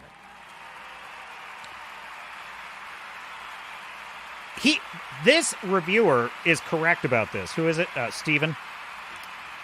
Says it doesn't even... Yeah, Madam Web has the so good it's bad thing, or so bad it's good thing going for it. So, like, you can kind of have fun with Madam Web because it's so dopey and it's kind of hilarious. You can kind of have that a little bit with Echo, for example. This movie does not have that. It's so cringe because it's really the humor kills that because they're trying so hard. So he's right about that. No appearance of a plan. This is a very interesting thing to point out about the film, because I noticed this as well. I've kind of touched on it by pointing out that, like, their answer to every crisis is guns. Use your powers of guns. And that's it. That's how they win every single time. Even the villain, he's just like, literally, the villain has this ship that's in orbit, right? And it has like these like major artillery laser guns mounted on it, right? So he's using these ship-mounted guns, and what he does is he just signals to it. He just goes like this, and then the ship's cannon fires. Why doesn't he just tell them to fire at will? Because every time the hero is not killed by a shot, he just goes, okay, one more time. Okay, one more time. And dude, just tell them to unload. Like, just tell them to keep firing. Why are you wasting your time? But visually, as an action sequence, it's so boring. Because it's literally just a guy doing this as he fights the hero. It's really pathetic. But what's really notable about this film is that there's no clever ideas. There's no clever strategies. There's no fun capers or heists. Nothing like that. You know, Guardians of the Galaxy had great little sort of capers and set pieces, characters thinking on their feet, characters coming up with a plan, characters such as Groot making a noble sacrifice. You had none of, well, you had attempts at that in this movie, but basically none of that. No character development. I would just go one step further and say there's no characters in this film. This film is a girl boss Mary Sue snorefest. So skip it. Now, in other Borderlands news, it is a massive box office flop. Hat tip variety. One moment, pardon me. I have to allow ads. Hat tip variety box office Borderlands flops with $8.8 million defeat. Let me grab a pull quote for you. Let's see here. It's about multiple. I gotta find this here. Hang on. This weekend's other new release, Lionsgate video game adaptation Borderlands with Cate Blanchett, misfired with $8.8 million from 3.1 thousand theaters to start. It landed in 4th place behind Twisters. Twisters has been out for like 2 weeks, folks. Twisters beat this movie. And well, it should. Twisters, pretty good movie. So Twisters almost doubled the box office for okay, so Twisters on what? Its 2nd or 3rd week, I think, has doubled its box office score. Has doubled the box office take over this movie, Borderlands, because Borderlands had 8 million. Wow. Let's see. Universal's Disaster Epic, that's the Twisters, has grossed 222 million and 310 million worldwide. Borderlands fared even worse at the overseas box office with 7.7 million, bringing its global total to an embarrassing, humiliating $16.5 million.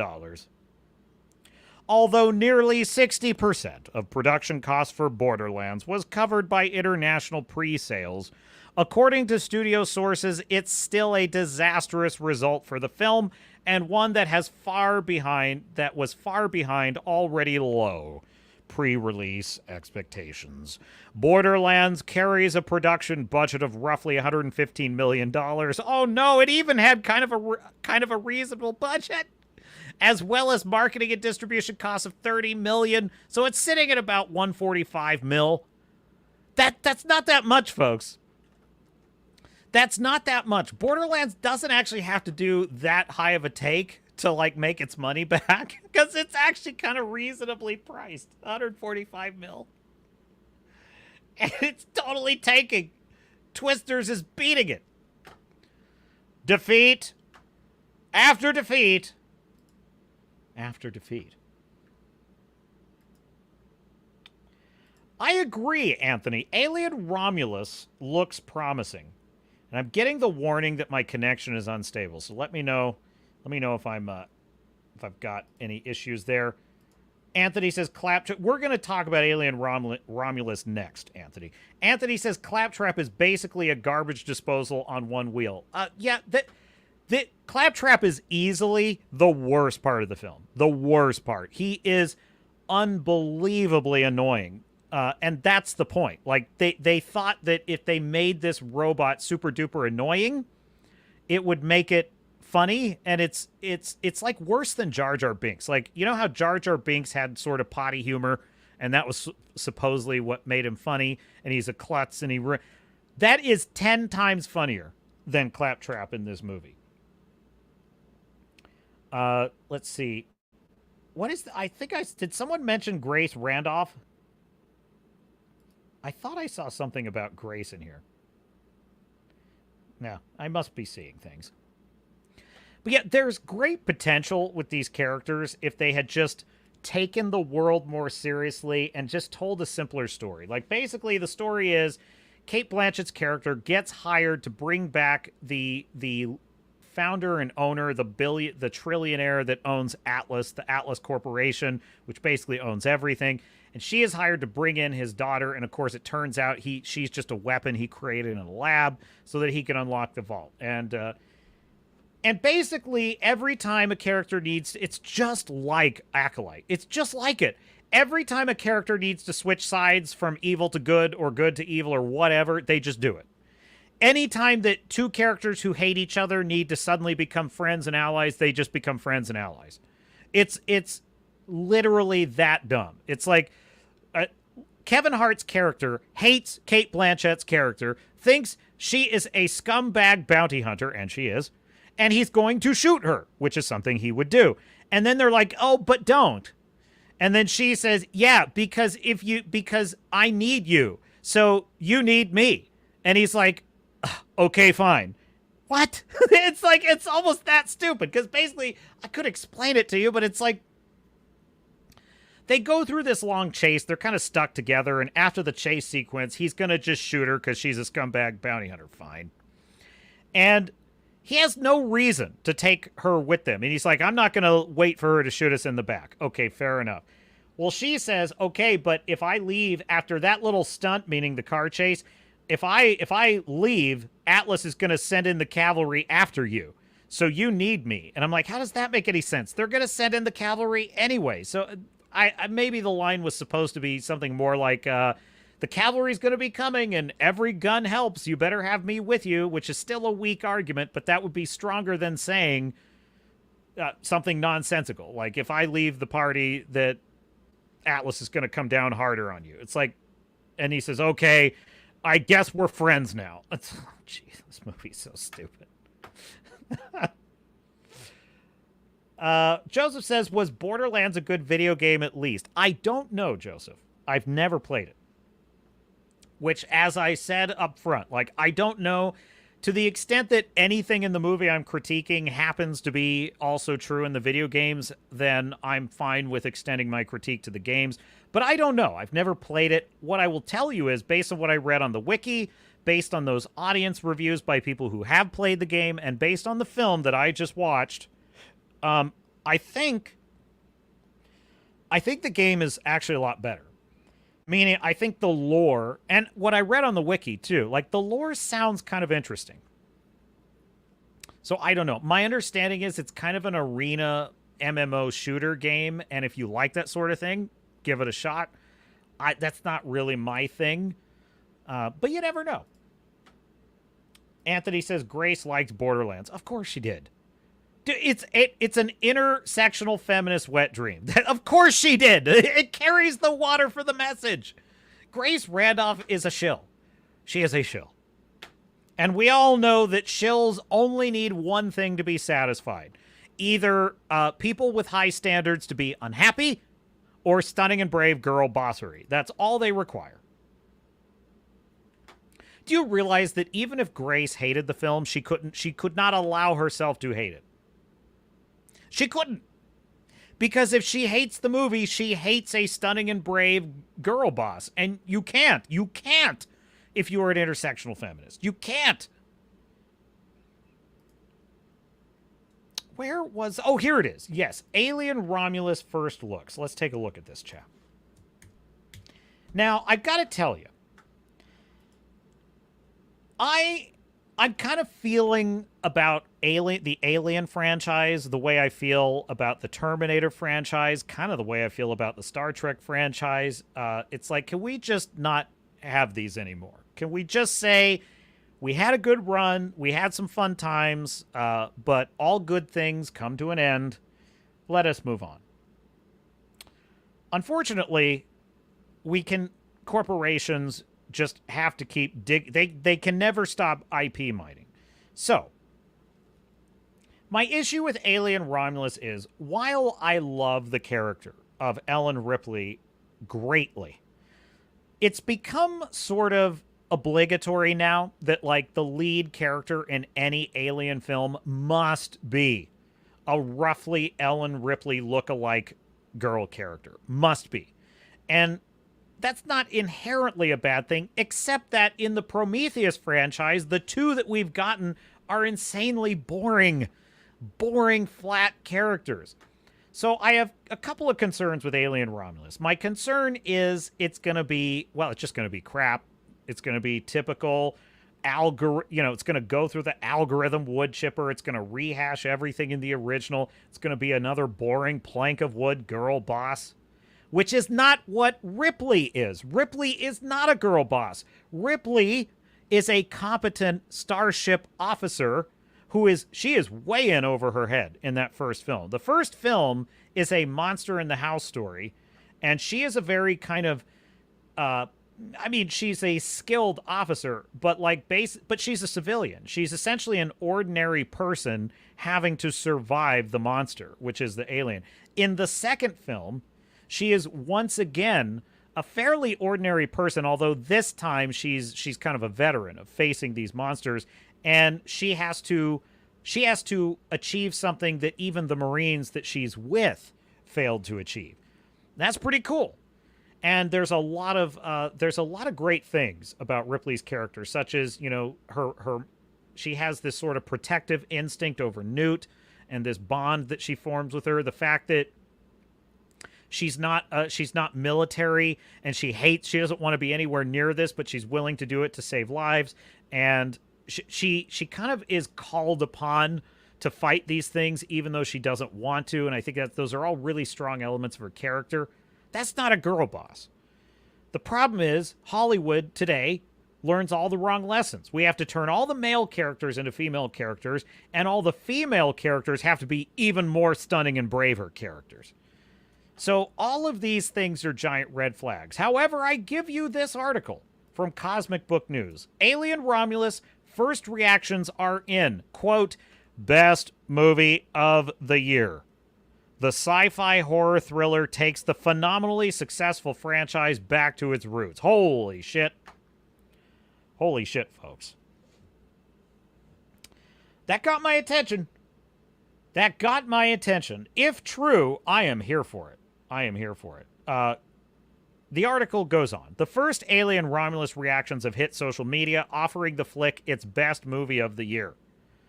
Quote, ladies and gentlemen, Alien Romulus is by far the best movie of the year. It's the best in the franchise and may be my new favorite horror, tweeted the Escape podcast. That is as dubious a claim as I've ever seen. The film opens next week and brings the franchise back to the original Ridley Scott classic. Another ex-user tweeted, quote, was skeptical going in, but this is easily one of the better films in the franchise. Is it Fade? Fade Alvarez? How do you pronounce that? Let's see. Sometimes you can get lucky with this search. How to pronounce...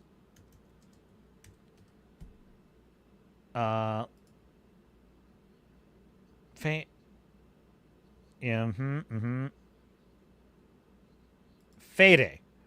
Alvarez. Okay, got it. Thank you. Fede Alvarez doesn't disappoint. Close quote. Interesting. I mean, great marketing for the film. I do love the aesthetic of the marketing. It clearly understands some of the visual elements that made the original film so good. I will give it credit for that. Here's a quote. Alien Romulus, the bitch is back. That is a terrible reference to the worst Alien film ever, Alien 3, which is trash. Was skeptical going in, but this is easily one of the better films. Fede Alvarez doesn't disappoint. Awesome sound design and world building. Practical effects are so good that the film gave me nightmares. That's encouraging. They're definitely aping the Alien 3 imagery here with the alien sort of like lording over the main character here. This from Sharon Haircut at the Movies.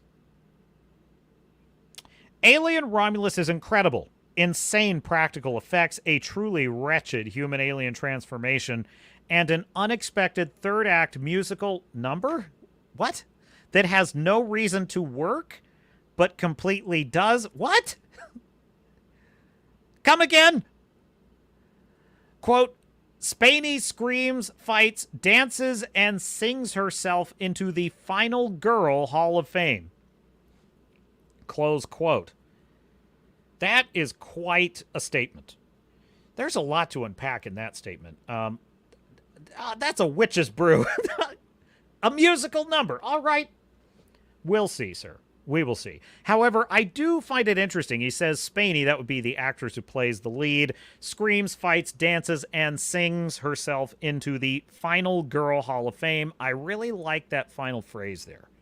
Because what that implies is that this is a straight up, back to its roots, monster in the house story, which is what the original Alien film is. In my view, it's my favorite. Alien, Ridley Scott Alien, that is my favorite monster in the house story of all time.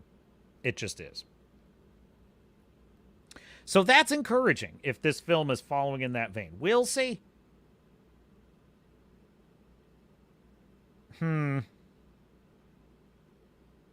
Quote, Alien Romulus is one of the movies of the year. Oh my God! The most insane final act of a film I think I've ever seen. I'll be the judge of that. I've seen Alien Romulus. Fede Alvarez remains undefeated. Get ready. Oh my God. I'm getting excited now, actually. No joke. Real talk, chat. I'm getting excited. Now, the danger here is that some of these are probably the same people who are like, oh my God, Chimera and the Acolyte. It was so exciting seeing OSHA fall in love and go totally evil. So can I trust these early reactions? No, I don't trust any of them. But, if true, holy shit, am I here for this. From Tropical Joe, more initial thoughts on Alien Romulus. No spoilers. Good man. It truly has a perfect mix of the horror elements you love from the 1979 original and the badass set pieces from Aliens. Ambience, tension, and build-up, sound design, sets, all on point. See, these are good things to have, these three components. Wait, hang on. Oh, sorry. Yeah. Ambience, tension, and build-up, sound design. Okay, fine. Yeah, that's fine. I'm good with all that. That does not a good story make. Those are film production elements that need to be there and suggest a director who knows what the hell they're doing. But listen, a lot of the Rebel Moon director's cut has sound design. It has ambience. It has sets that look good.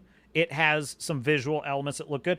But it does not have a good story, and nor does it have compelling characters. He does say tension and buildup is good. All right, fine. What else did he say? Really happy they chose to go with... I got to be careful here. I don't want any spoilers. Even... I don't want to... No, I'm not going to go any further with that. It's getting a little spoilery there, Mr. No Spoilers. Perfect Organism. I went to an early screening of Alien Romulus today. Fede Alvarez was the perfect... They're really loving to just... Fede Alvarez! Pedro Pascal! I'm just kidding. I'm just saying. They're saying it a lot. Well, he deserves the credit. If the director pulled it off, he deserves all the credit. Fede Alvarez was the perfect choice for this one. If you're a true Xenomorph fan, trust me, you won't be disappointed. Well, all right. I had doubts about the young cast, too. Man, I was so wrong. Best sound editing experience of 2024. I will say that is a crucial component of the original Alien, the first two Alien films, which to me are kind of the only Alien films. I just love those two films. First two. I believe, chat, I even like Alien Resurrection. I know. But I like Alien Resurrection. It's kind of trash, but I love it.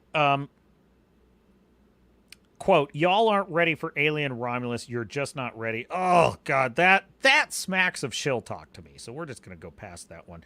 Thank you at 20th Century for inviting me to the... I'm not saying it is shill talk. I'm just saying it just, it's giving me flashbacks. Thank you at 20th Century for inviting me to the premiere screening of Alien Romulus. Access. As a huge fan of the Alien series, this movie had everything I was hoping for and more. Seeing it in 40X was insane. 12 out of 10. That is a giant red flag. Oh, dear. Oh, dear. When I say sir, madam, or it, you will forgive me. You will forgive me for being so cautious.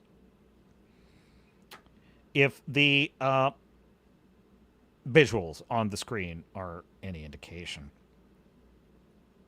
We live in a stunning and brave new world. Now, this is a red flag. This is access right here. This is shill rationale. So I don't trust this at all. I don't, good or bad, this is not an accurate description of the film. I don't care if the film is brilliant or a trash fire. I don't trust this at all. This is someone who got treated nicely by 20th Century, and they are overpraising the film. We'll see. This could be a lot of shill chicanery going on here.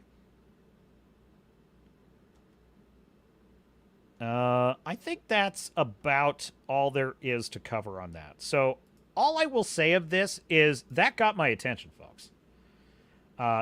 As you can see, I'm very skeptical of some of those quotes, and I will believe it when I see it.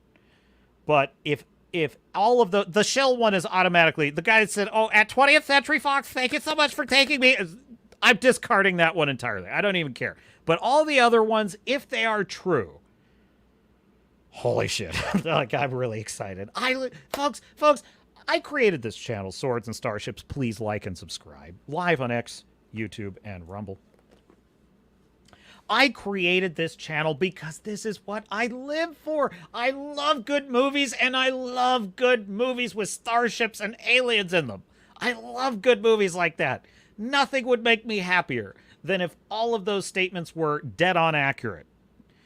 With the exception of the shill, it's inaccurate even if it's accurate, in my opinion.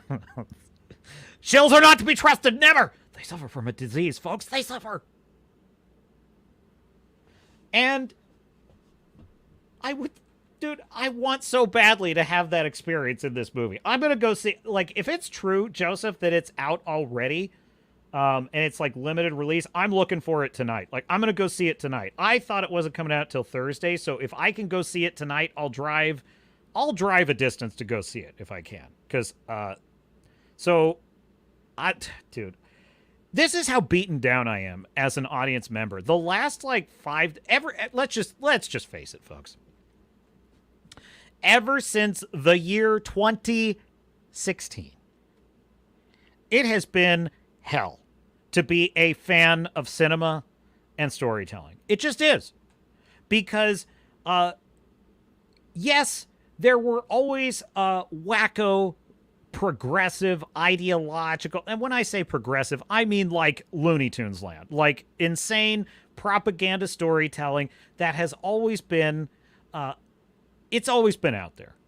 But after 2016 and the election of the Orange Man, it cracked the shell off the nut, folks. They went full retard. That would be the entertainment media industry complex. They went crazy. And everything they produced since, a huge amount of the shit they produced since then has been the worst trash imaginable. Dude, seeing Star Trek unravel, seeing Star Wars unravel, seeing Indiana Jones unravel, seeing everything, every single property that I could ever claim to have loved unravel under the TDS lunacy of these wackos has conditioned me never to be hopeful. Like, never. But years ago, before the dark times, your dear captain, something like this would have had me just excited to go out and see the movie. I would have been nothing but happy. Oh, yes, okay, good, it's good. All right, I'm going to go see it. And folks, I am not the type of guy that hype kills the movie. Hype never kills it for me. Mission Impossible Fallout, which is, I'm just going to go out on a limb and say, I think it's the greatest action film ever made. I really do. Mission Impossible Fallout it's up there. It's like one of my favorite films of all time. It's absolutely incredible. It just nails it on so many levels. I don't think they're ever gonna. It kind of should have been the end of the series, frankly. Not really, because I'm always down for another Mission Impossible movie. I just love the next wacko crazy thing Tom Cruise is gonna do for the next Mission Impossible. But in a story sense, Fallout is the perfect ending to the Ethan Hunt storyline. It just is. However, I remember that one of the reasons I went out to see that, because I had seen all the Mission Impossible movies and liked them, but I hadn't actually seen them in the theaters in a long time. And I wasn't going to go see Fallout. But then I heard all this buzz, and everyone was like saying things like, man, if they keep succeeding this hard, they're going to make it really hard to top it, or to make the next good one. Which turned out to be true, because Mission Impossible 7 wasn't that great compared to Fallout, that is. I like 7. Not as good as Fallout. When I heard all the buzz and excitement and all the critics just going nuts for Fallout, I ran out and saw it, and it was hyped to here. The hype could not have been higher. It was like 97% on Rotten Tomatoes. It's the best action movie you've ever seen. Ethan Hunt's incredible. Tom Cruise is crazy. He's a wild man. How does he keep doing it? How do they keep crushing it so hard? And I went and saw this movie excited and high on all of that talk. The film exceeded my expectations. I was over the moon at the end of that movie. I was like, that was one of the funnest rides I've ever had in the theater. It just was. Hype cannot kill it for me. It just can't. Neither can negative hype. Like, if you tell me it's the worst film you've ever seen, it's crap, which is basically what people were saying about Avatar: Way of Water. They're like, oh, it's crap, it's not good, it's no good. Some people, not everybody. It doesn't kill it for me. If I go and see it and it was good, it was good. It just is what it is, right? So I'm telling you, I long for those days. I long for those days when I could read something like this and just get excited about it, run out and go see the movie and just be happy. It's what Gary was saying on Nerdrotic, that kind of point that he made, that like, dude, fandom used to be fun. Fandom used to be fun. Yes, we would argue, and of course we would argue. We'd argue all the time about, I was literally just yesterday having an argument with a guy who loves the Andrew Garfield Spider-Man. He's a young guy. He's like in his 20s. And I think the Toby Maguire Spider-Man is the best film Spider-Man we're speaking of here. I think Toby is the GOAT by a mile. Just, there's no question. I'll take the Toby movies any day over the other ones. And he's an Andrew Garfield guy. He thought that it was unfair how the Andrew Garfield Spider-Men were treated. And he thought the ending to the second one kind of sucked, but it was mostly pretty good. And you know something? He kind of got a little defensive when I said Tobey Maguire was the best. He's like, oh man, because we both agree. Spider-Man is our favorite superhero. So that's what started the conversation. And he said, oh, no, I got to disagree with you there. No, Andrew Garfield was the best. And I don't care if you think I'm stupid. And I said, no, I don't. I said, no, I like Andrew. He was good. He's better than Tom Holland for me.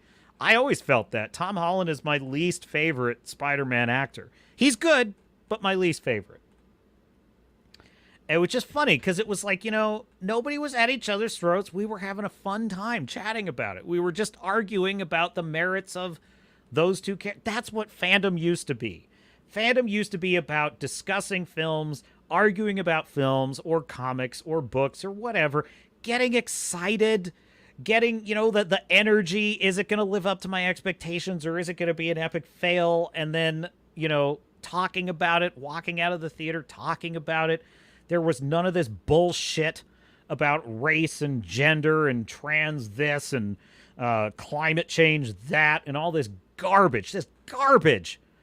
Just from one political wacko point of view, downloading all that garbage on us all the time and then making us like we're insects in a jar and they're just shaking it. They're just trying to get us to fight and hate each other. It's like what these movie companies want us as fans to hate each other's guts. They want us deplatforming each other. They want us accusing each other of being racist and sexist and bigots. They want all this nastiness and this negativity. Well, we ain't falling for it, folks. Screw these corporate goons. We will make fandom fun again. I can't believe I just went there. We will not surrender. We will continue to be fans. We will continue, despite our differing political points of view, despite our differing walks of life, we will continue to be united in our geekdom, in our nerdiness, in our strange obsession over lore and canon. We will argue, we will debate, at times maybe even fight. But at the end of the day, we will be friends, united in our common love of character, story, the genius of a truly successful work of art. And to those that would divide us, we will inflict defeat after defeat after defeat.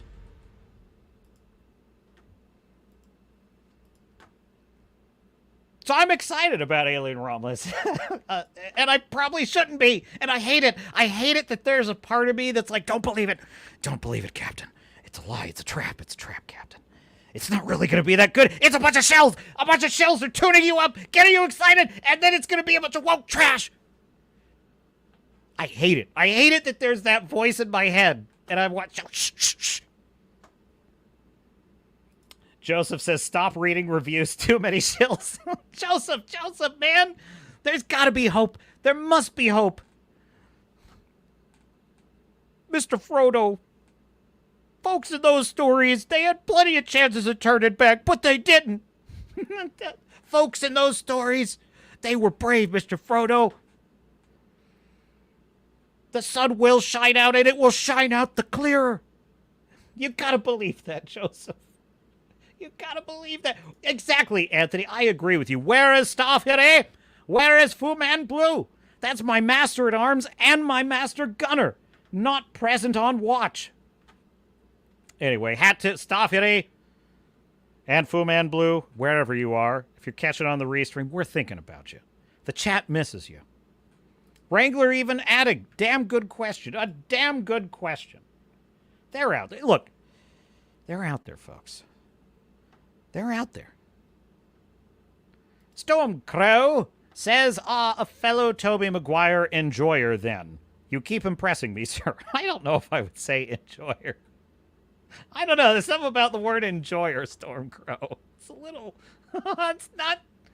I can't put my finger on it. It's just not the word I would use. That's all. Sorry, poor Storm. Gentle Stormcrow.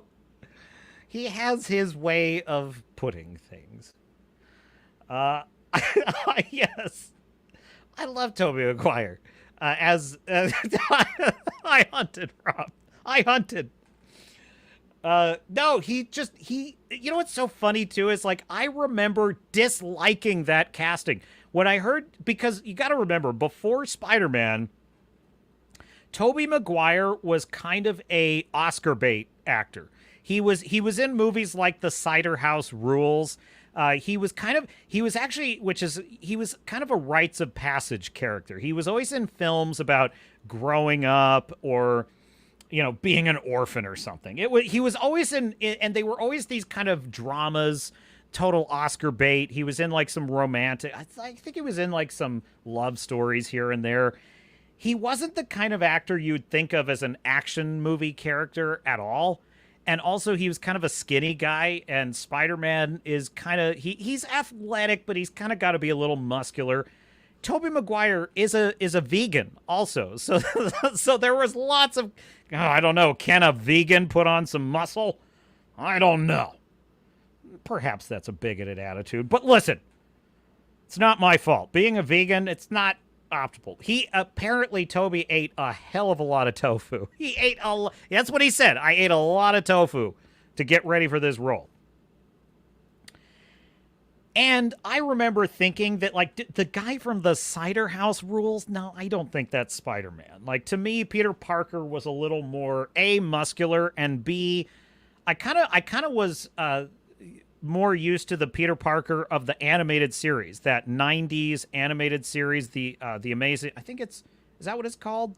No, I think it's just called Spider-Man. It's on Disney Plus, by the way, which is one of the only good things on D Plus.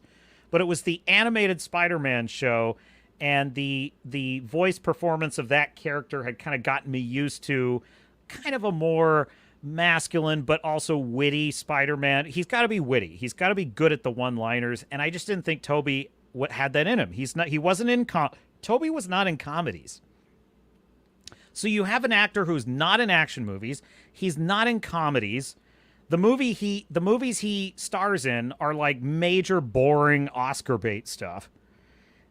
And I'm thinking that's Spider-Man, but then Chad. And a lot of people had that attitude. A lot of people. My friends were like, I don't know, Tobey Maguire, this is a weird choice, brah. Then, by the way, none of my friends in high school said brah. That's just what I say now. It's kind of the joke. We were like, no, he's not. Tobey Maguire, he's not right for this part, and I won't see it. But he voiced the character in the video game, and the video game came out before the movie, and the video game mostly followed the plot of the first Spider-Man movie. So you kind of got a sneak peek of what Toby was like as Spider-Man if you played the video game. As soon as I heard him wisecracking and like taunting the criminals in the video game, Tobey Maguire's voice, I was like, he's perfect. He is perfect. And from that moment on, I was like, he's going to be awesome in this movie. And I still had people argue with me. I still had people saying like, no, man, he's not right for this. And I'm like, trust me, if you hear him in that video game, he is perfect for this. And he was awesome. He's great because he's a nerd. He's an everyman. He's got that kind of down on his luck quality that Peter Parker has to have. So yes, Gentle Stone Crow, I am, as you would put it, a Tobey Maguire enjoyer. Oh, jeez. That's so... I would say that John Campea is definitely a Tobey Maguire enjoyer.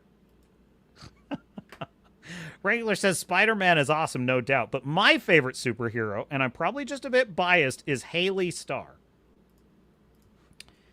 Is that a cheat? I'm literally looking up Haley Starr here. Haley Starr. All right. What? Wrangler, what do you... All right. to each his own. Joseph says, I like Toby as well. He was the most genuine of all the Spideys. Well, part of that also is that Sam Raimi, as a director, understood Spider-Man. In fact, let me grab he wrote that, didn't he? I think Sam Raimi wrote and directed Spider-Man 1, right? Might as well. Spider-Man. God, that movie is so good. I love the cover, too. I just love the cover. The posters were awesome. Let me grab this. So, top cast, director Sam Raimi, writers David Cope. I guess, all right. I sort of thought, okay, so David Cope was the screenwriter of that film. Well, he got the character. No doubt about it. He got the character. So you had the right people working on the film. Which reminds me, I did not want to forget to look up the Borderlands writers. Because I was curious about that as well. When I saw this in the credits that Eli Roth, of all people, directed this film, that was kind of a shock. I was like, seriously? Eli Roth of, like, Hostel? Of, like, the guy only does torture porn horror movies. What an odd pivot for such a talent like Eli Roth. Which, this is even more fascinating to me, though, is that Eli Roth, kind of the master of, like, torture horror, is the guy that creates a wasteland story in which there's no stakes, no tension, no fear factor at all. How does that work exactly? That makes no sense. Eli Roth wrote the screenplay along with Joe Abercrombie. You have got to be shitting me. No way. Not, this can't possibly be the Joe Abercrombie of the first Law trilogy. It can't be. Oh my gosh, I think it is. It is. Oh my gosh. Why am I, I'm trying to be nicer, you know. Look at this. No. No. Dude, okay, so if you don't know, Joe Abercrombie is the author of the first Law trilogy, the Age of Madness trilogy, and the Shattered Sea trilogy. And there's also 3 anthology books. So, I mean, so what are we talking about? 12 novels. 12, my dear chat. And I love 11 of those. 11 of those novels are absolute bangers. Excellent. Magnificent. One of the finest fantasy authors ever. His prose is incredible. His character development and design is second to none. And I stand by my recommendation. The First Law, Shattered Sea, and Age of Madness trilogies. All excellent. Excellent. How is this possible? How is it possible? Now listen, he's switching mediums. Going from writing a novel to writing a screenplay is a jump. A talented writer can learn to do it, and should, quite frankly. Something went terribly wrong here. Something for Joe Abercrombie. I cannot believe this! So, Joe Abercrombie, Eli Roth, co-wrote the screenplay to this movie. Eli Roth directed it. He directs a Mad Max wasteland story with no horror, no stakes, no fear. Joe Abercrombie, who is a master novelist, and his #1 gift as a novelist is incredible, complex character development, co-writes a screenplay in which all of the characters are boring, bland, one-dimensional. Folks, this is a major misfire. This is a major, major misfire for a talent like that. I cannot believe that. I just cannot believe that. Freaking Joe Abercrombie wrote this stinker. Lord Grimdark, if I may offer an unsolicited opinion, get back to writing novels, sir. Like, forthwith. What else we got in here? So Eli Roth director. Here I'm expecting some kind of low talent hack to be the writers, and it's like we've got one proven novelist and one proven writer. How in the hell is this film this bad? That actually reminds me that in the stack of stuff, there was a kind of fascinating article from what I would ordinarily consider a shill outlet. Yeah. Wait, no, this is the wrong article. This is the wrong one. Where is it? Oh, here it is. Here it is. It is from Variety. That was just the wrong one. Hang on.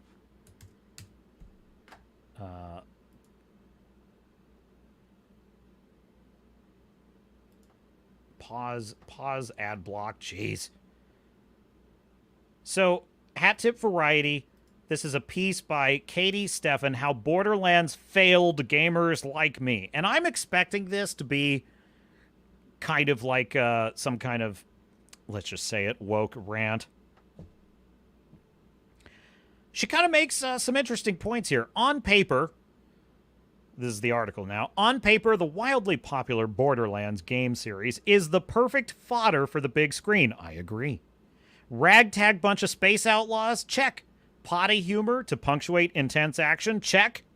A lovable and a little annoying robot sidekick? Check. Big disagree. Big disagree. Not lovable at all. Quote, so how did Lionsgate's film adaptation helmed by Eli Roth fumble the bag so badly?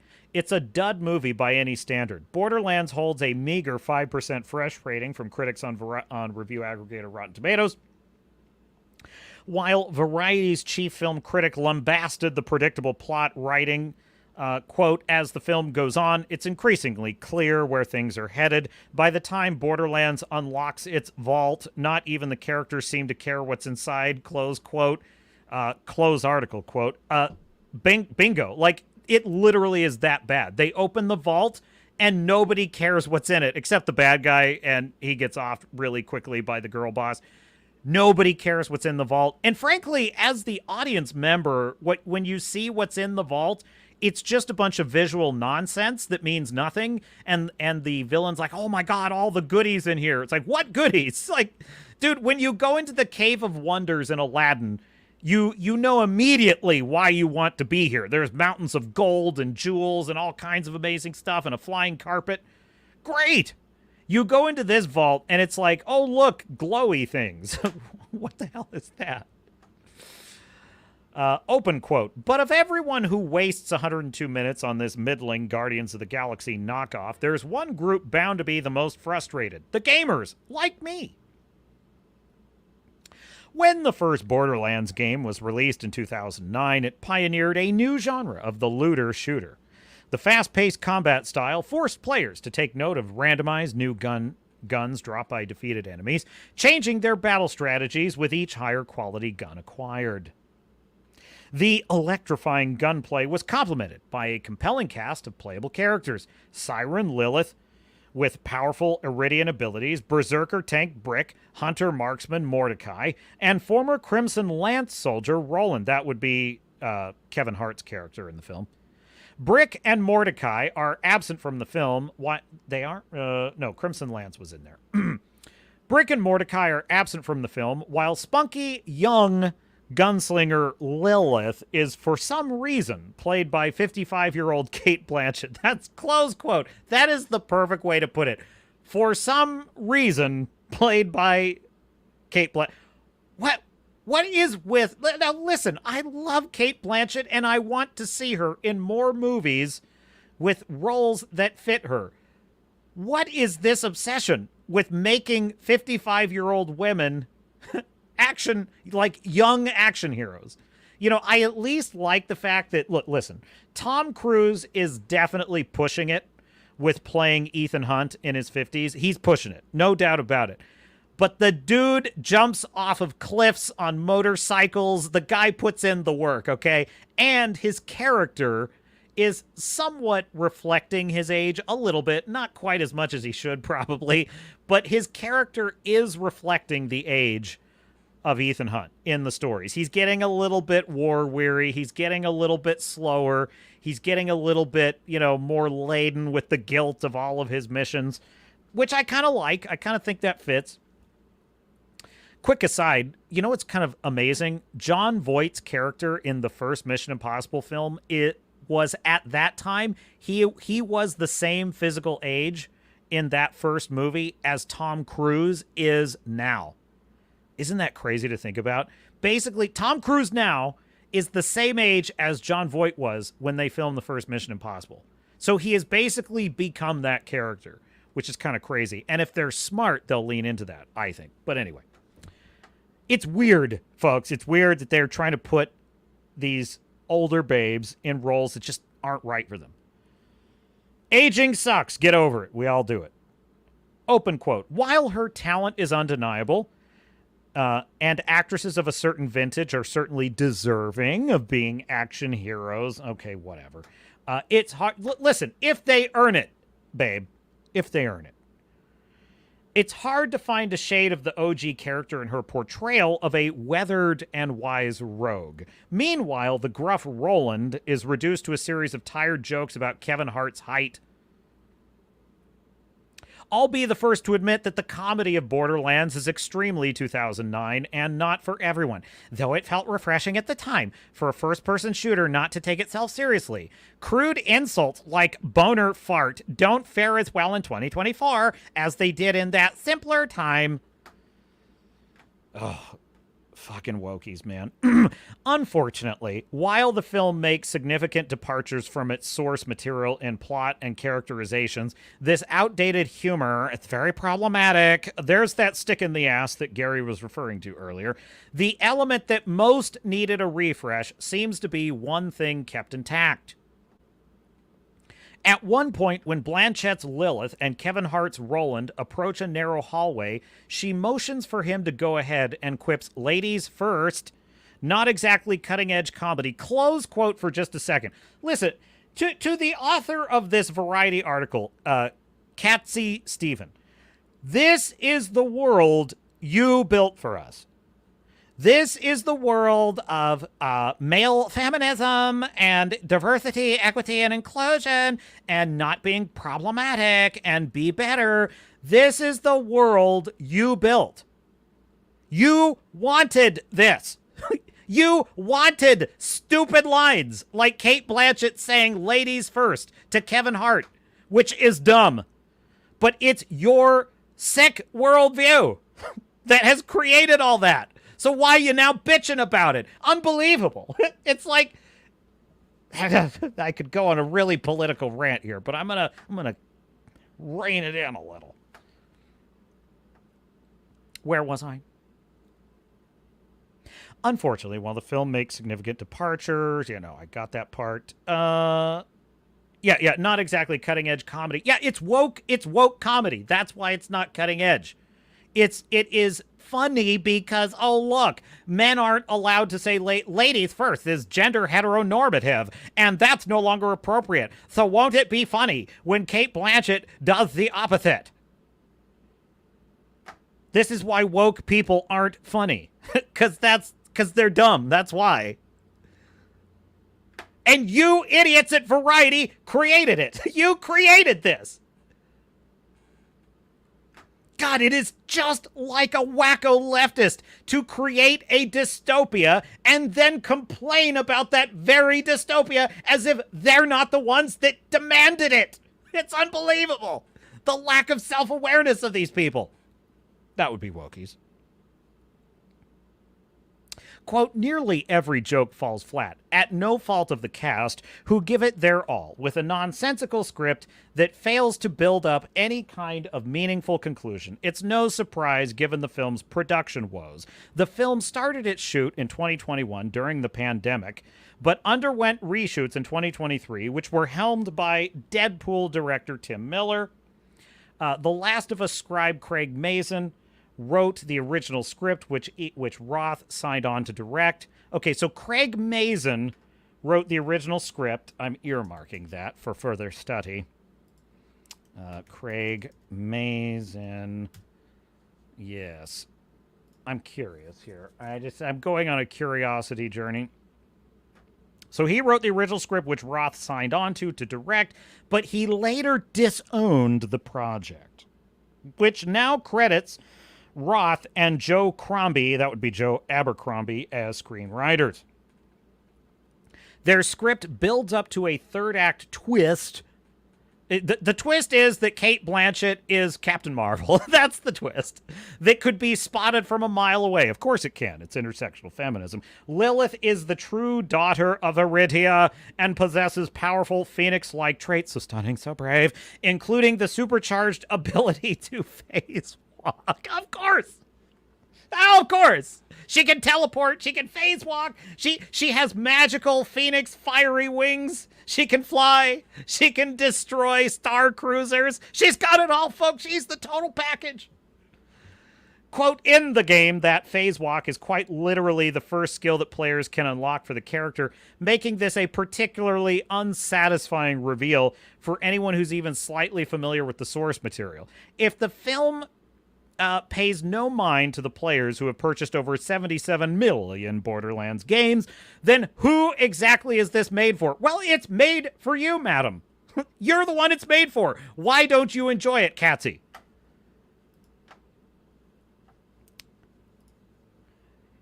You wanted all that problematic 2009, boner fart humor. You wanted that gone. It's gone. Male and pale is stale. You're right. You won.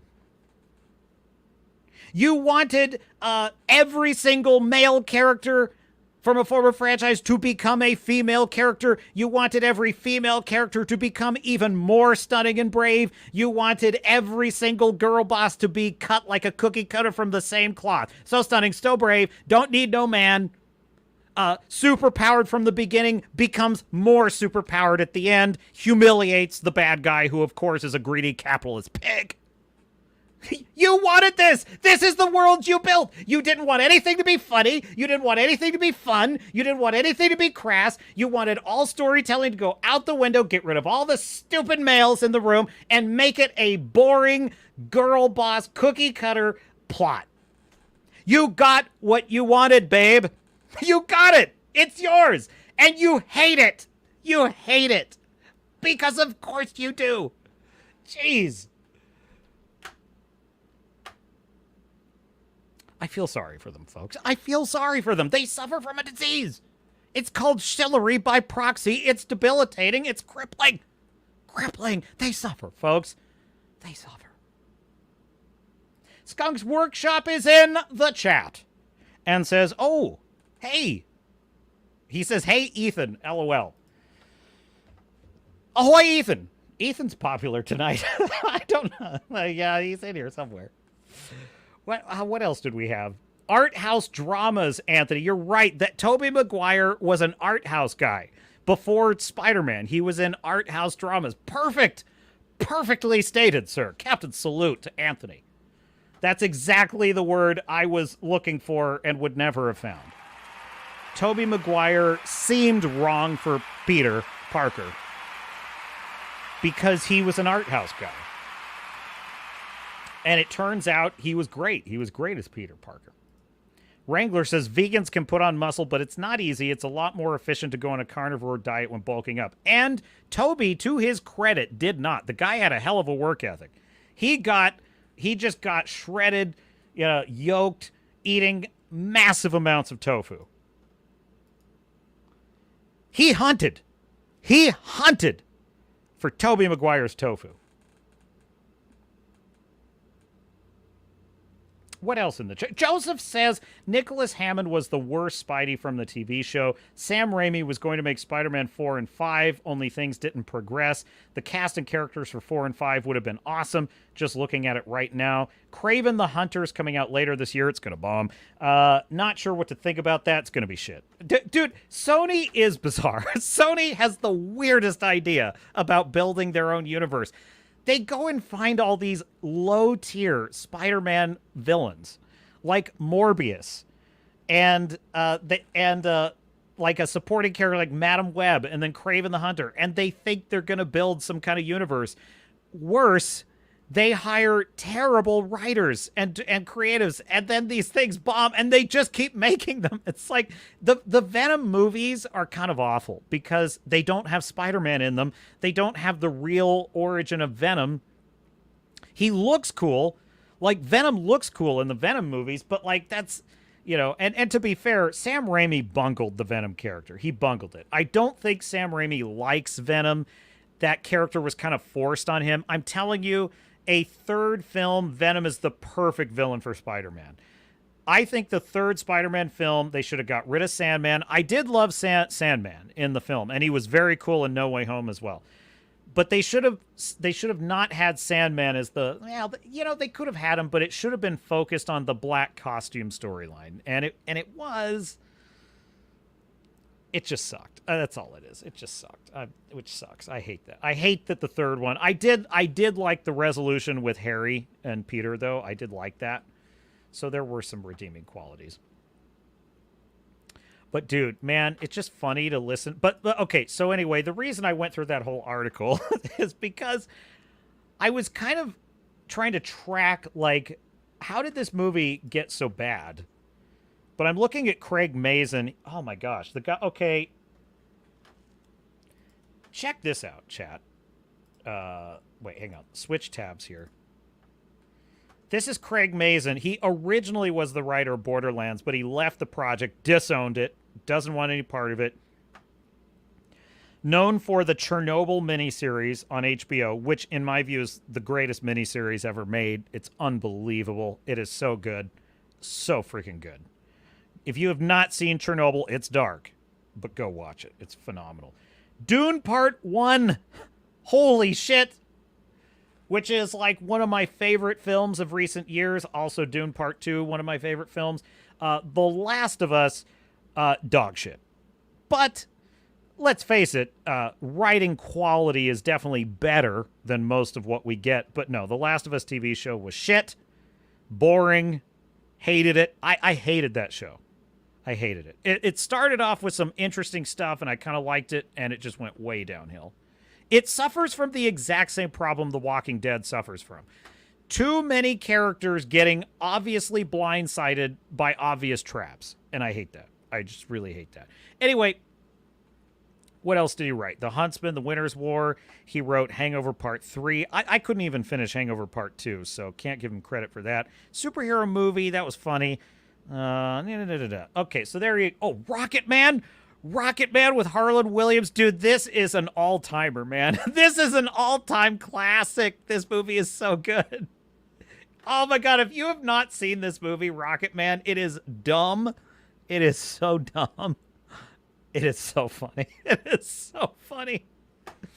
It's a 90s slapstick comedy, and it kind of came out in a time when we were kind of obsessed with the idea of going to Mars and couldn't figure out why we weren't going to Mars. It's kind of the whole... And so he kind of was like, he's the first man to go to Mars. It's funny. I'm not going to say it anymore, because then it'll turn into a Rocket Man stream. So it sounds like a fairly talented screenwriter, Craig Mazin, was working on Borderlands, and probably there was a bunch of bullshit, or he was getting noted to death, or just whatever. Something was not working for him, and he was like, I'm out. And I suspect because of probably whatever else the studio was thrusting on him, I bet that he kind of realized this is going to be a shit show. This is going to be dumpster fire, and I don't want to do it. And he just got out of it. Or maybe he realized I'm not the right guy for this. Like, you know what? They want like this kind of wackadoo. I don't think that's what it is, because based on his writing credits, I think he is a guy who can write satire and comedy. So I don't think that's the reason. I think probably there was a bunch of bullshit, a bunch of dumbass DEI idiots screwing everything up, and he's like, screw it, yeah, you can have it. You can have this dumb movie, make your stupid movie. I'm not going to be a part of it. Eli Roth and Joe Abercrombie come in there, and they write that trap. Well, probably whatever was happening to him probably happened to them. I sure hope that Joe Abercrombie is ashamed of this. Lord Grimdark, I hope you're ashamed of yourself if your name is attached to this, which it is. I hope that you think, I hope I never do something that bad again. Because if that is not your attitude about this movie, I don't think writing movies is for you. Which would be surprising, because I'm talking about a brilliant fantasy novelist. I'm talking about a truly gifted talent in But, you know, I will say this. Lord Grimdark, that would be Joe Abercrombie, takes his time making a novel and building he takes building the world and developing the characters. He doesn't release books very frequently, so I think he puts a lot of time, a lot of work into these. Probably the pace of writing a screenplay is a lot faster, a lot more breakneck, and maybe and he had a co-writer, Eli Roth. I mean, who knows? That's a whole different ball game. So I'm willing to give him the benefit of the doubt, but that was not his finest effort. I'll just put it that way.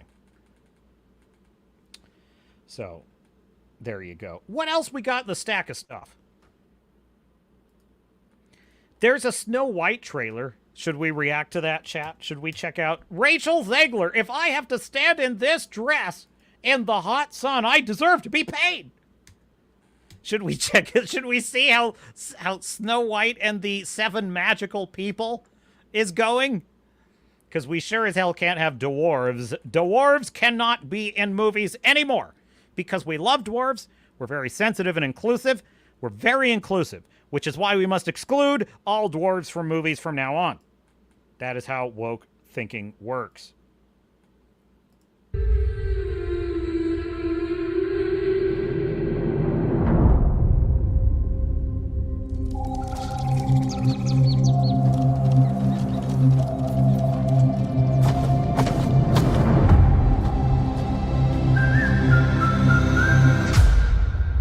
So whistle while you work. Okay, so if you don't remember, okay, originally it was going to be Snow White and the 7 magical diverse people. And it was, can we find this? I gotta find this. Snow White, how can I find this? Production, photos. It's gotta, yeah, here it is. I found it. Okay, here we go. Let me share this tab. Okay. I want to refresh your memory that this was gonna be the 7 magical people, right? There they are. This was going to be not your dwarves, right? Now, Disney has claimed, that these were not going to be necessarily the actors in the film. They were sort of stand-ins, is what they were saying, after this photo got leaked and went viral. Here's what I think, chat. I think they got caught with their hand in the DEI cookie jar. That's what I think. I think, like all cowardly corporations who will never stand by their principles the moment that it becomes inconvenient for them, I think they gave a blank check to a bunch of DEI wackos who hired a bunch of wackos to be these characters and wrote a trash fire of a script. And somebody, some noble soul, who just probably one of the Disney hostages that's just been, enslaved by that company and just couldn't take it anymore. They leaked this photo onto the internet, and the internet went absolutely nuts with how absurd this looks. Everything about this is, it's so bad. And Disney freaked out. They freaked out, and then Zegler went out on the red carpet and just started trashing Walt Disney, started trashing the original film, trashing all the white males in the world, and just all other nonsense. And they were caught. And so they retooled the film as this. So we have, dude, this is kind of weird. I don't know how to react to this. This is kind of worse than Pete's Dragon. The original Pete's Dragon had the animated dragon, but like everything else was live action. There's a kind of quaint charm to that. Why not just do that? Just do a kind of hand, like it doesn't have to actually be animated by hand, although that would be nice, but do like a hand-drawn version of each of the 7 dwarves instead of this weird half realistic, half cartoonish CGI. I hate this.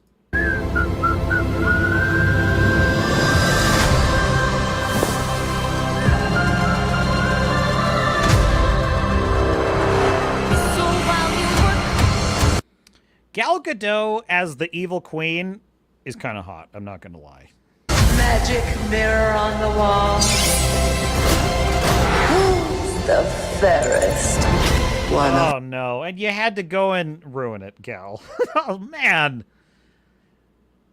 She's going full drag queen with this performance. I mean, she's just hamming it up, overacting. She just ruined it. Dude. This is the thing. Look, I'm no giant, fan of the animated Snow White. It's not like I'm not going to die on the hill or anything. I'm just, as an observer of the story, what makes the evil queen a good villain is that she's not over the top. It's that she is cold.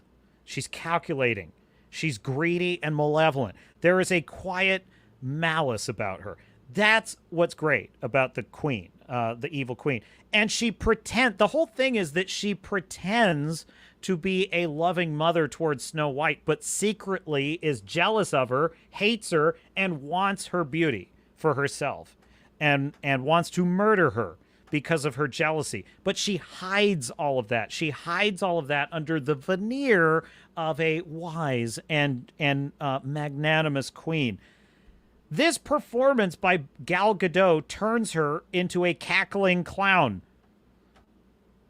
Fairest one of all.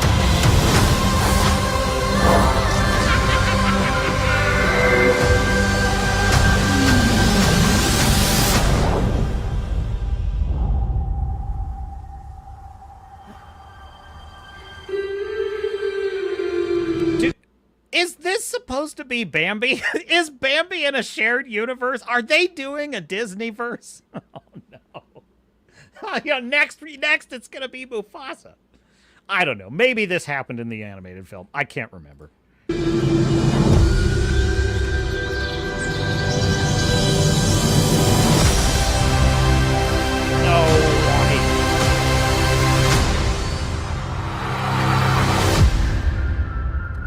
Everything about that looked oddly fake and animated. Like, that doesn't...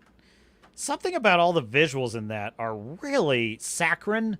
Like really phony in an odd way. It's like they couldn't quite commit to either animated or live action. It's in this weird, uncanny in-between that doesn't work at all. It's like, just have it be a more grounded live action. I mean, I think the colors are good. The colors kind of pop, which is good. I think it should be a colorful, vibrant film. That's what's been so wrong with all these other live action Disney remakes, is they're drab and they're dark, and they're like Little Mermaid, drab, dark, miserable. Lion King, same problem. So the fact that the colors are vibrant is right. The problem is, either make it live action with... That's what I think. Do like the original Pete Dragon. Live action, the seven dwarves are animated as if they were hand-drawn. I think that'd be cool. I think that'd be the way to do it. Or hire fucking dwarves, you morons. Just a suggestion, apropos of nothing. However, all of that stated, that film is going to be an absolute dumpster fire. Like, the tone is all wrong. Gal Gadot's overacting. It seems melodramatic in the extreme. So, folks, trust me, it's going to be trash. It's going to be absolute trash. They're going to want you to forget it. And it's going to be another money sink. And it is going to be yet another defeat that we, the audience, will inflict upon the evil Disney Corporation. Disney, Vought in the boys universe is basically Disney. It's like uncanny.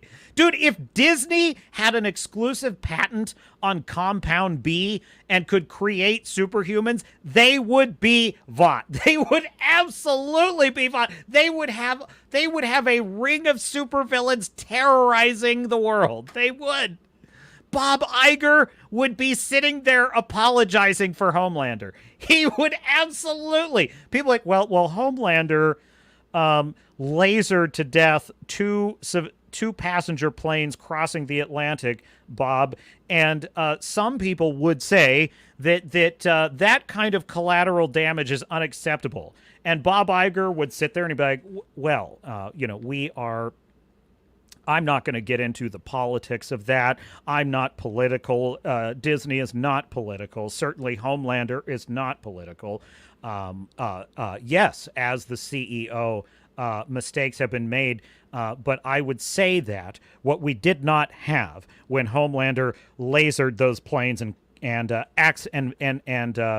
while we're not admitting guilt or fault, accidentally killed 500 people. That was unfortunately a lack of oversight by my predecessors, and we did not have enough executives on scene monitoring Homelander when he very tragically and accidentally failed to save the lives of those 500 people with his laser powers. And I, as the CEO, am very excited. We're very excited here at the Disney Corporation. We have an amazing portfolio of new superheroes we're very excited about. And we are going to be unveiling them at D23. As you know, D23 last year was a great success when Homelander was introduced. And you do recall that Homelander was very beloved when he saved all those other people that one time. And of course, we expect here at Disney to continue that tradition. We are, of course, a superhero company. That is what we were founded on. And I am very excited for the Q3 call. We have our investors are very excited. We're very strong. The tragic, unfortunate miss that we had with Homelander accidentally not saving those 500 people that received laser damage on those planes. That is something I expect to be much improved in Q4. Thanks, Bob! And then he's going to say, and also, we must disassociate from Elon Musk because his slanderous lies about superheroes and their heroic contributions. Listen, he's entitled. Elon is brilliant and he is entitled to that. We as advertisers just feel that slander of superheroes who put their lives on the line for us every day it's unfortunate. It's unfortunate. And it's just not something we as a company want to be involved in. And then Elon would say, right before Homelander lasered him to death, Elon would say, something like, Go yourself. Is that clear? I hope it is. Hey, Bob. And then Homelander would laser. And that would be the end of that, which is why I'm very glad that the boys universe is not real. So there you go. What else is in the chat? Joseph. Oh, wait, no, I got that one. Wrangler says, so woke, and the 7 what's? Clearly. Gotta run, says Wrangler. Thanks for checking in, Wrangler. Good to have you. Good to have you. Joseph said they also destroyed Ariel, too. Why do they have to destroy everything? Is it being done purposely? What is the end game of this agenda? I don't know, Joseph. Well, you never want to have too low resolution of view of any issue. I mean, at the end of the day, when you analyze these situations, there is a collection of reasons. In some cases, yes, it's malicious and intentional. In some cases, there are, Looney Tunes activists that believe crazy shit that they learned in their, gender human studies colleges at Berkeley and Harvard and wherever. And their heads are full of all this nonsense, like, women have to always be perfect and stunning and brave and all this. And so, yes, they want to deconstruct heteronormative patriarchal figures and all. And that's how they see things. Some of it is just corporations colluding. Some of it is just idiots, stupid people who do not know what they're doing. And they can't learn from their mistakes. And that's because there's a lot of entrenched bureaucracy in the Hollywood industry, as there is in any other. So there's a lot of reasons. In the case of Disney, I would say it is they are massively controlled by wokeness, all the intersectional feminism, critical race theory, like all the wacko politics you can think of. They have filled that company with people that are true believers and think that way. And yes, there's probably talented people still in there, but the wackos are running that ship. And there's nothing really like, and Bob Iger, he may not be like a dyed-in-the-wool believer, but he's a wacko. He's a wacko. He signs off, more or less, on whatever he considers it the liberal progressive agenda. He doesn't even, I think he probably doesn't understand how crazy, some of these people are that work for him at his company. But, and he doesn't really understand. I don't think him or Kathleen Kennedy have really any creative instincts or talent. That's not me trying to be snarky and petty. I'm serious. I don't think they have creative instincts or talent, which doesn't mean that they would necessarily be bad leaders. If they had humility and self-awareness about that, they would be smart enough to hire people who do. And I'd have nothing but praise for them if that were the case. If Bob Iger were like, I'm taking full responsibility, I'm going to hire people who know what they're doing in this area, I would have respect for that. But they act as though they do have creative instincts, and it's detrimental to the company. So I would say that, like, in some cases, it's very intentional. In other cases, it's a lot of idiots in the room. The wackos are running the ship. Talentless, egomaniacal moron, says Anthony. Here's what I would say it is, Joseph. Hollywood has always been full, art in general has always been full of very egotistical people. As I said, anyone who is desperately in search of validation, affirmation, and attention naturally is going to be more likely to be attracted to the arts. They're going to be more attracted to being the center of attention. And I'm not saying that's necessarily a bad thing. It can be if it's gone too far, or if the person is a total egomaniac, which is common. So it's always been that way in the arts. It's always been that way in Hollywood. But what's particularly pernicious in recent years is that Hollywood has they've ever since 2016 and the election of the Orange Man and Brexit, for example, they've discovered that the world was not what they thought it was. They've discovered that a lot of people don't like their worldview, and that sent them into fits of insanity. And they have turned everything into a platform. Sports is now a platform. ESPN constantly debates political issues now. It should be about sports. And instead, it's about, can transgenders play in men's sport? Yeah, whatever. Art now must be about politics. Everything is now political. Everything is a political platform now.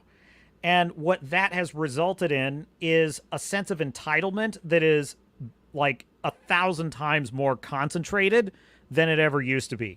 Because think of it like this. Before all this derangement went, before they cracked the shell off the nut in 2016, okay? Before then, yes, there's a bunch of egomaniacs running Hollywood, and yes, they want praise and accolades, but they were profit-driven.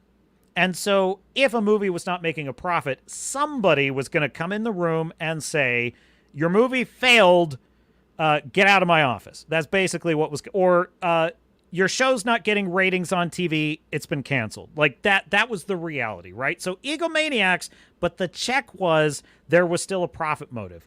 After 2016, it was, this is now about, like the actor in the Eternals, it's about saving lives. Representation, having gay characters in Marvel is saving lives because young gay people everywhere. The gays in Saudi Arabia, who would be hung in public if they showed their face, will be saved when they see the Eternals, which is not allowed to be shown in Saudi Arabia.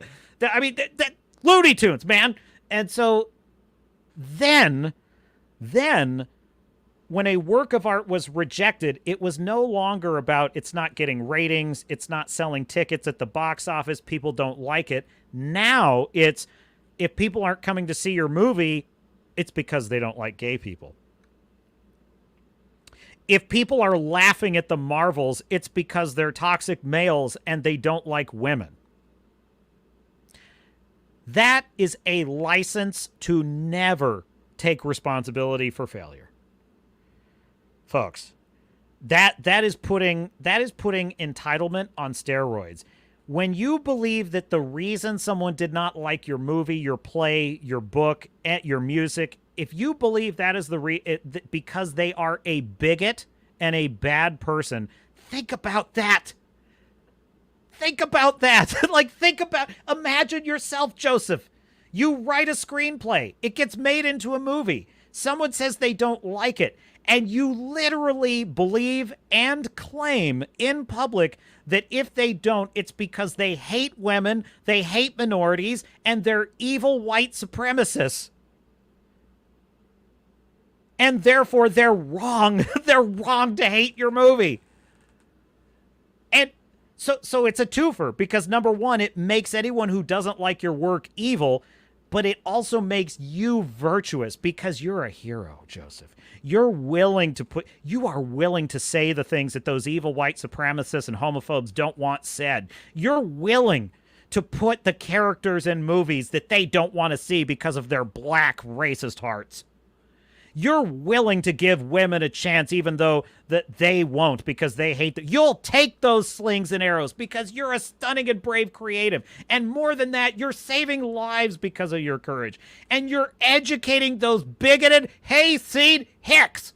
You're educating them. They don't want to see it, but they're gonna see it because you're gonna cram it down their throats and they deserve it. Not only are you not a failed writer, not only are you not a talentless hack, you are brilliant, you are stunning, you are brave, you are doing good work, you're saving humanity. Folks, that's why we're here. That's why we're in such a bad state because the more we hate the Marvels, the more we hate the Acolyte, the more vindicated and validated the creators of this trash feel, or at least pretend to be in public. That's why things are so bad. Identity politics is a poison. It is a cancer. It's a mind virus. And it conditions anyone who believes in it that essentially if you have been purified into the woke cult, everything you do is sanctified. And you are entitled. I mean, just imagine writing a movie and thinking that people must like it in order to be good people. You go on Twitter and you look at what the wackos say about any criticism of the Acolyte or the Marvels or Ahsoka. They all say the same shit. They all say that, well, I know why people don't like this. They just don't like women in strong roles. They just don't like that there's gay characters in it. They just don't like that the space witches are lesbians or the space witches aren't lesbians. Why are they mad? Which is like kind of a weird conflict. That is a sick way of looking at the world, and it's a very unproductive. It's a very counterproductive approach to art. You will never be a successful or good artist if you cannot accept criticism. Doesn't mean you have to agree. It doesn't mean you have to you have to agree with all the criticism you receive, but you must be capable of receiving it and maintaining a professional attitude. And I'm not saying that's easy. Every creative is human. Believe me, it's like it gives me no pleasure to criticize Cate Blanchett in this Borderlands film. I actually kind of went a little easy on the thumbnail because I'm not trying to say Cate Blanchett is unattractive. She's hot. Cate Blanchett is 55. She's still hot. She's still beautiful. She's an amazingly talented actress. So I'm not saying that she is unattractive or unappealing, frankly, in any way. What I am saying, though, is that she's wrong for this role. So creatives are human. They have feelings, but the professional ones learn how to master themselves. True professionals, such as Dakota Johnson of Madam Web, had a very classy Sydney Sweeney. Henry Cavill, Henry Cavill's portrayal of Superman has been very criticized, and he takes it in stride, and he says every fan is entitled to their opinion. It's not because they like hearing that. It's not because they enjoy hearing that Madam Web sucked or people don't like Zack Snyder's Superman. They don't enjoy it. It doesn't feel good, but they are professionals, and they have a professional mindset, and that mindset is, this is the game, I'm in it, this is how it goes. So wokeness is a disease because it removes that. You no longer have a professional, a healthy, grounded mindset about your work. You identify with your work. It's not only you, it's your whole belief system. Folks, that's a recipe for mental illness right there. If you think that your artwork is your entire personality, not only is it your personality, but it's your political platform, it's your ideological belief system, it's your cause, it is your flat-out litmus test between good and evil, Jesus, you are headed for a fall, my friend, because that is a historic level of hubris. Joseph says, I get what you're saying, but it's about making money. Wokeness and political, whatever you call it, is not making money. So what's it about now? Well, okay. Well, I'm saying that.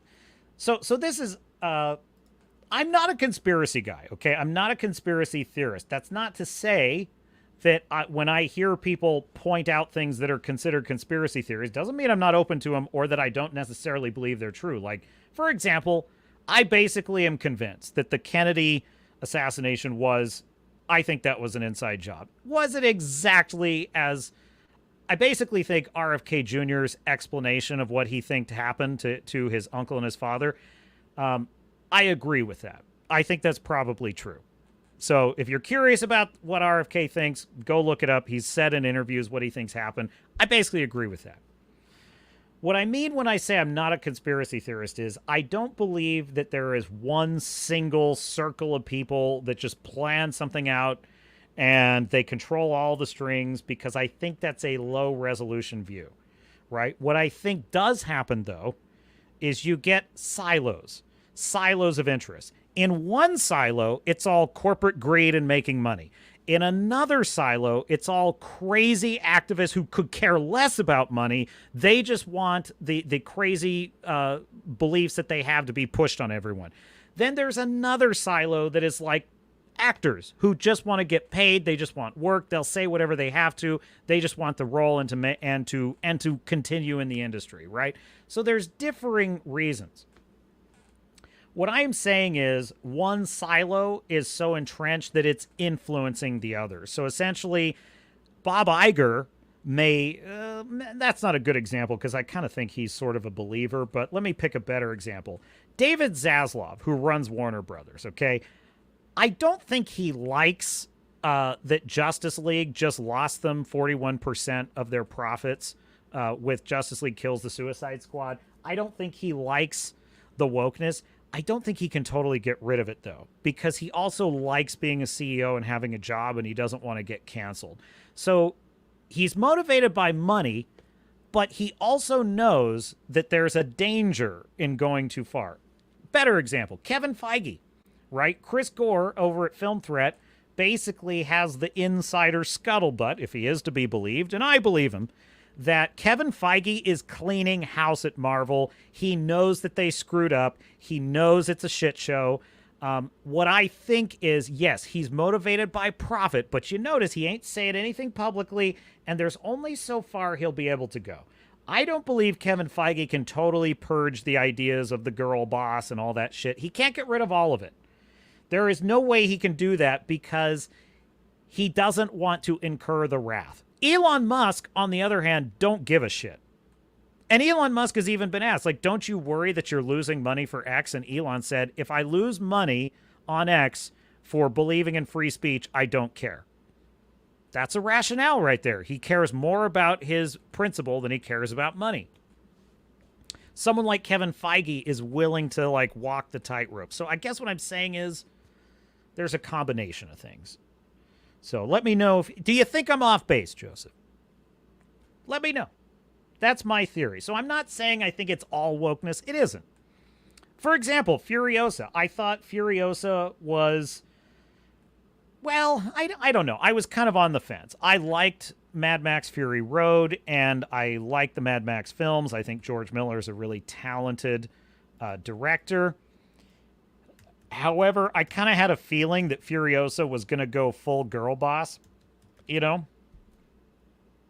And I was pleasantly surprised that, like, no, he didn't at all. Like, he told a really good story. Furiosa in the film, played by, what's her name? For some reason, Vanessa Kirby stuck in my head. That's not who it is, but what is her name? No, that's not what I want. Well, I can't remember. It's for whatever, it's escaping me. But anyway, her performance was fantastic as the character. I did think her character was a little bit bland and boring, but like for the most part, she had a pretty cool journey. The characters played by Chris Hemsworth were excellent. All of the action scenes were fantastic. There's a real sense of style and panache. But I do think that George Miller, while not presenting a woke project, I think got sort of captured by the cliched trope of, hey, we've done this with a male lead before, now let's try it with a female lead. And it's like, but Mad Max was a successful character. Your fan base wants Mad Max. Why abandon that for this obscure character that nobody's asking for? And surprise, surprise, it's a good film, but it failed. Now, is that because of wokeness? No, but it is because of tired cliches, somewhat created by wokeness, but tired cliches that well-meaning directors like George Miller frankly fell for. So what I'm saying is it's a combination of things, and it kind of depends on the day. Thank you, Anthony. Thank you. Anya Taylor-Joy. Thank you. It was like right on the tip of my. I could not recall it for whatever. Aunt Anya Taylor-Joy, who played Furiosa. I might watch that movie again tonight. Actually, no. I'm looking for Alien Romulus tonight. If I can't find Alien, maybe I'll watch Furiosa again. I really did enjoy it. What was Chris Hemsworth's character in that movie? I forgot his name. It's freaking awesome though. Let's see. No, actually, let me go back to Furiosa. Furiosa. No. Dementis. That's right. Dementis. Yes, I love Dementis. He steals the show in Furiosa. Dementis is a fantastic character. I love his arc throughout the whole film. It's so great. He's a great warrior of the wasteland, but he's a terrible leader. He is and it's so good how it plays out. I just love it. I love it. So there you go. I guess I probably over-explained the answer. I love these questions, though, because, listen, I don't have all the answers. Nobody has all the answers. We're people trying to piece together the information we can, so I don't claim that anything I say is 100% definitive. I don't. I'm just telling you what I see, and I think the fairest interpretation is there's a lot of pieces to it, and I think, you know, some of it is one silo is more dominant than another. You have corporate interests, you have activist interests. Like, for example, there's definitely a lot of speculators and corporate investors who could care less about, like, what wokeness actually wants. Like, they could actually care less about transgender rights or any of that, but they invest in ESG because they think it's how they're going to make money, right? So to your point, Joseph, yes, some of it is profit motivated, and they were told, Marvel was told that, like, hey, 50% of your fans are women. Shouldn't you be making, you know, girl boss characters that appeal to women? And what they have found out is those characters don't appeal to women. Emasculating the masculine heroes doesn't appeal. It doesn't bring in more women in the audience, and it certainly doesn't bring in the male audience. So some of it was a profit motive. It was just misguided. They had bad information, and they were dumb enough to fall for it. When all they ever had to do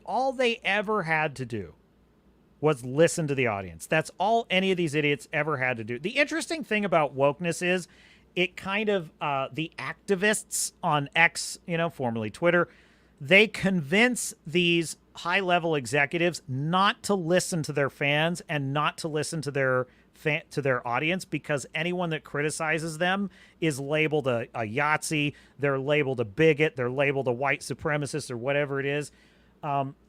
It's a powerful tool, this ideology, for influencing otherwise profit-motivated executives to do what's not in their best interest. Some of them are waking up to this, and it's going to take time for the ship to correct. Some of them are doubling down, such as, again, quoting Chris Gore, Lucasfilm, Kevin Feige's trying to fix Marvel. Lucasfilm, the Force is female. We're making the Rey movie. They're not going to change. They're doubling down. So that's pretty much where it's at. Danky had a video. 1-800-DANKY had a video. I'm just going to check it out real quick. It came across my feed.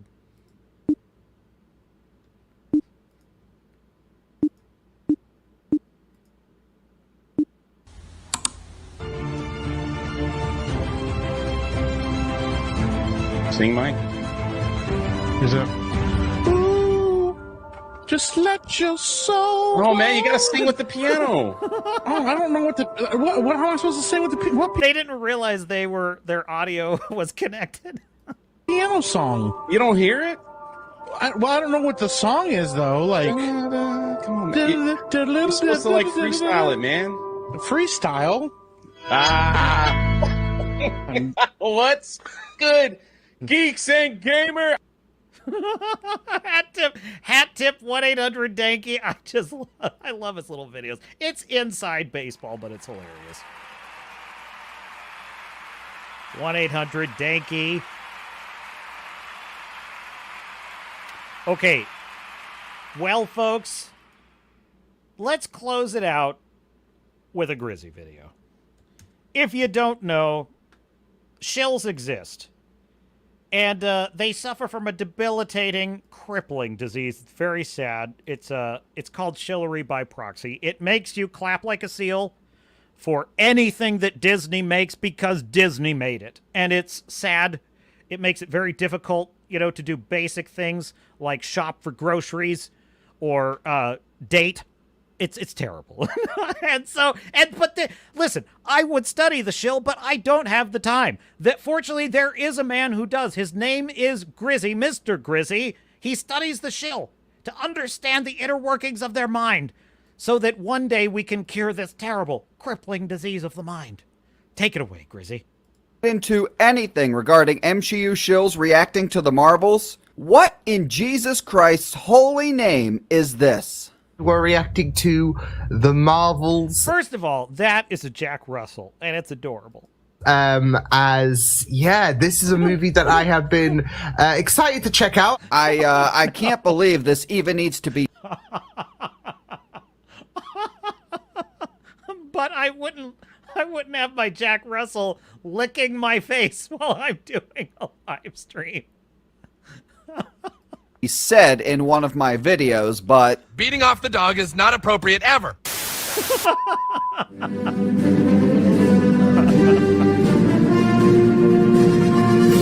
So a lot of people have said that this movie sucks. I don't think it's gonna suck, and I'm very this is shills reacting to the Marvels, just for fun. Excited to see it. Yeah, I don't think it's gonna suck either. Well, do I not tell you every time we review the shills? Notice the negative way they phrase things, right? Because they kind of know this shit is shit. They know it is. But for a variety of reasons, it's not any one particular reason. It's not necessarily that they're lying. Some of them are just blue pills. They want to believe the Matrix is real. They don't want to admit the truth that the things they love are kind of going down the tubes. Whatever the reason, they kind of know it's going to be shit. And it's just a human psychological feature. When you kind of know you're not telling the truth, you tend to hedge a little. You tend to hedge. Instead of saying, I think it's going to be good, he says, I don't think it's going to suck. Why'd you phrase it that way, sir?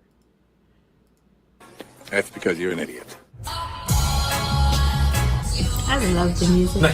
There it is. I love Kamala. I know I've said this before, but what is with these grown men simping for Kamala? I just like Kamala's the best, man. She's just such a little cutie. Oh, that's right. They're talking about Kamala Khan, the character played by help me out, chat.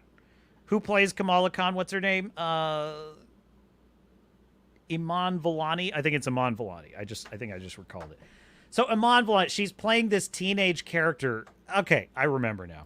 I love Kamala. I know I've said this before, but what is with these grown men simping for Kamala? I just like Kamala's the best, man. She's just such a little cutie. What the fuck? Put Miss Marvel in the next Spider-Man movie, please and thank you. The two of them would just be rascals together, and it'd be wonderful. That is the dumbest idea you've ever had, and you have had some doozies. Blood pressure.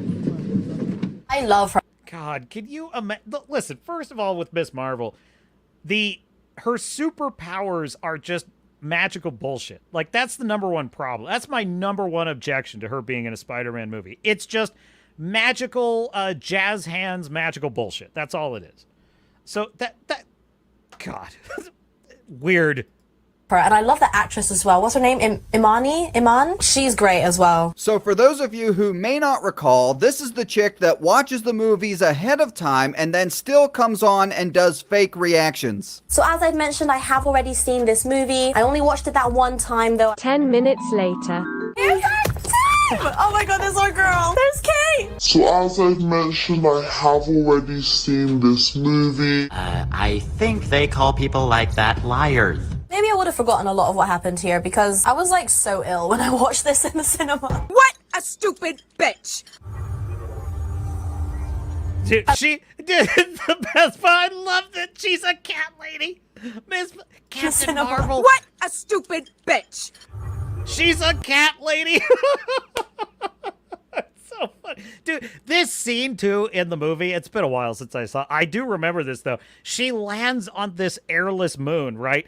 And she just lets, the cat, what's the cat's name? Who cares? Anyway, she lets the cat off her shoulder. The cat kind of walks around, and when she's ready to leave, she puts the cat back on her shoulder. I'm like, what the hell is this? What the hell is this?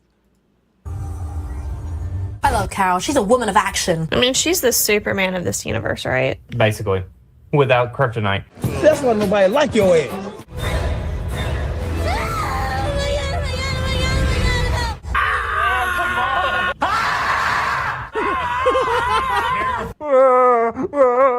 Oh, dude, that's Darth Melvin. Oh, he hates the shills. He is mean to the shills, dude. Dude, hat tip Darth Melvin. Subscribe. I've subscribed. I consider myself one of the Knights of Melvin. Fucking freak. Yay! Gay! I would hate for your people to suffocate when Dude, oh my god. The stunning and brave girl boss villain of the Marvel. Dude, folks, this is your villain. Oh my god, tremble in terror. strip the atmosphere. Yo! Yo. Yo. Dude, and by the way, the villain, the X-20, was it not X-23, but Professor Xavier's sister in Deadpool and Wolverine, she was a great villain. So it can be done, but this is very sad. Durbin is a very sad attempt.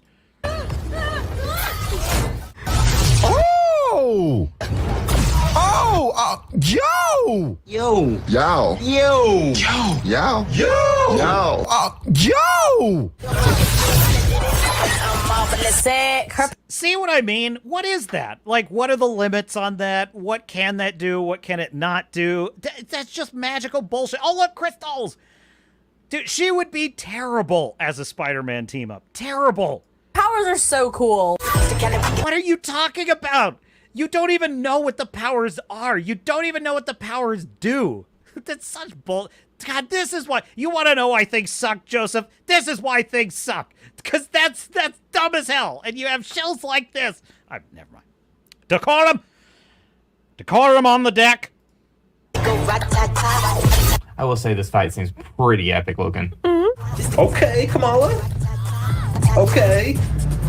This movie's still extremely inconsistent with how... The most exhausting thing about the shills is how hard they have to work to, like, act as though they're entertained. It's like, oh, okay. Okay, come on. Yeah, all right. Okay, yeah, that's a scene. All right, cool. That qualifies as action. Got it. Oh, yeah, okay. That's a soundtrack of some kind. Uh-huh. Oh, my God. Could your standards be lower? You are a shill, sir. Okay. This movie's still extremely inconsistent with how the power switching works, but it's okay. Yes! Oh my god! Dude, this is the MVP of the shills right here. This is the best. I love this. This shill is now my horse. I'm betting on this horse now. This is my shill. This is the one I put my chips on. He's gonna win. He's gonna get there someday. He has hope, this shill. He can be saved, folks. There is a cure.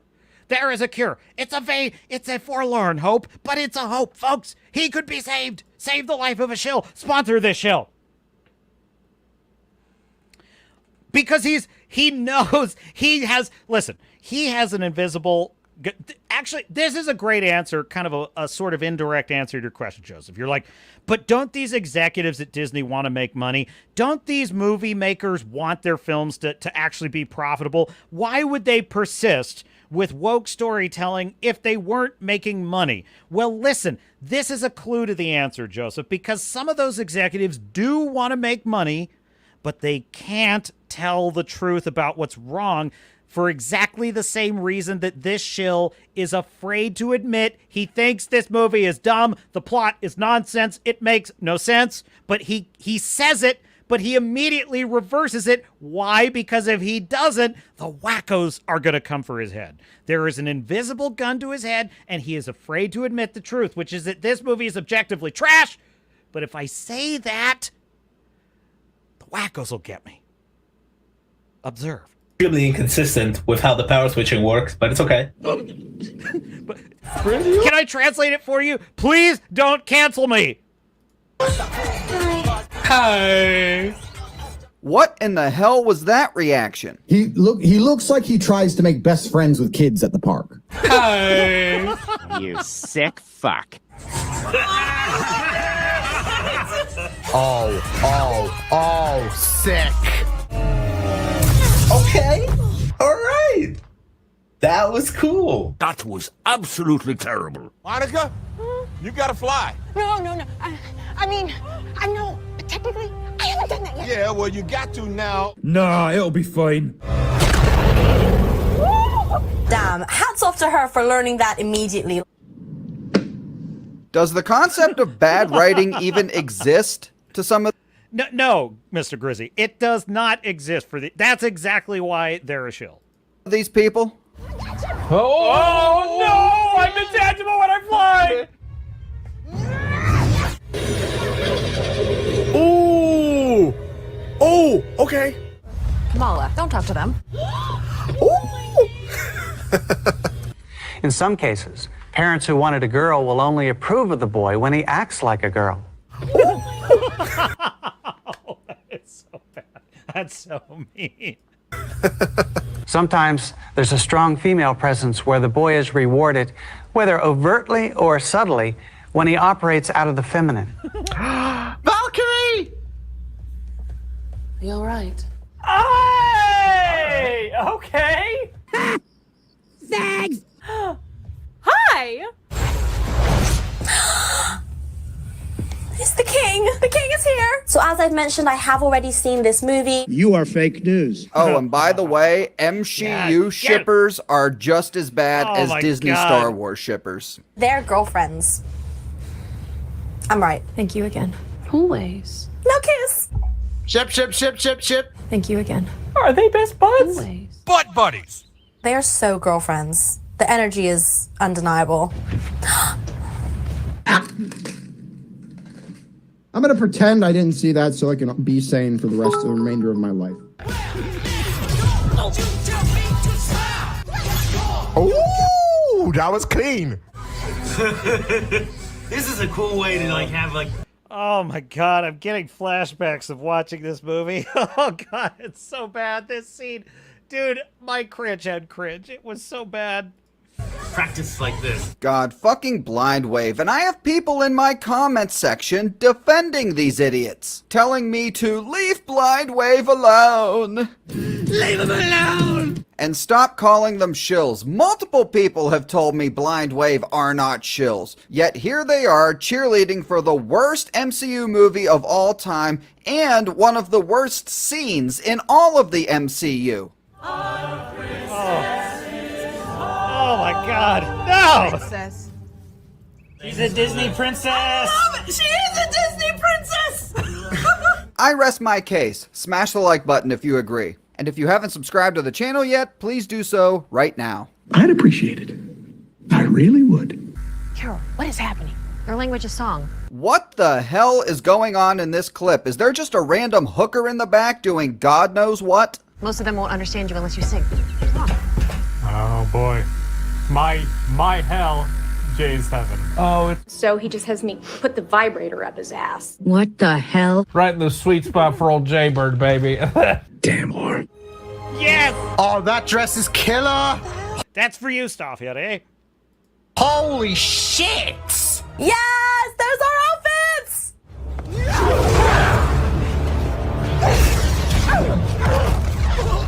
Yo! You man got yeeted.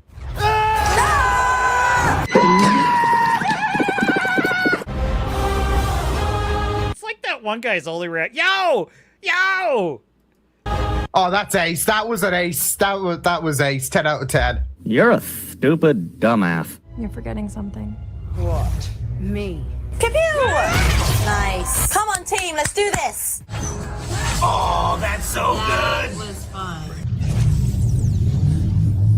Girl power. Your parents must be fucking so proud. Oh, that's on her face. Not go faster than you can move.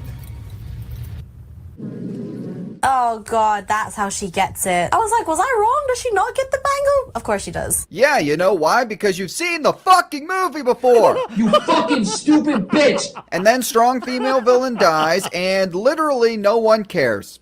Moving on. These bangles traveled through space and time to find me. Yeah, they did. Oh, I got chills. Higher, further, faster. Dude, I really appreciate Grizzy. He assembled that. She does this whole reaction as if she's never seen it. Then at the end says, and as I said at the beginning, I've seen it. Oh no, it's unbelievable. It gets worse every clip.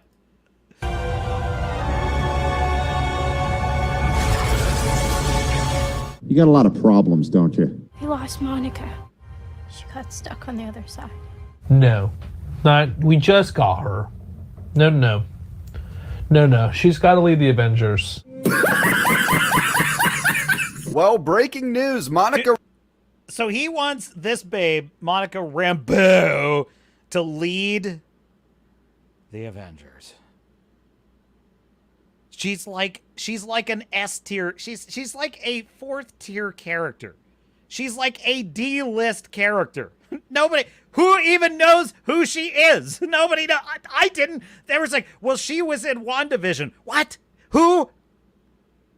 Rambeau is leading the Avengers against Doctor Doom, ladies and gentlemen. Please do it, Disney. Just go ahead.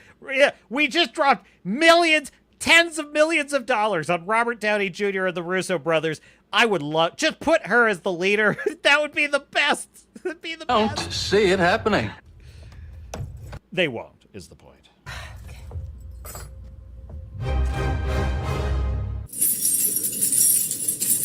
Pizza delivery. No. It is! I'm putting together a team, and I want you on it. Kid Avengers! Oh, sweet Jesus! Yes! Never say never! We were hoping you could tell us.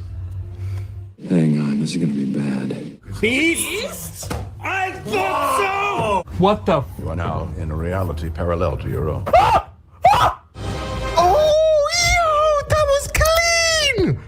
Oh my god! Holy shit!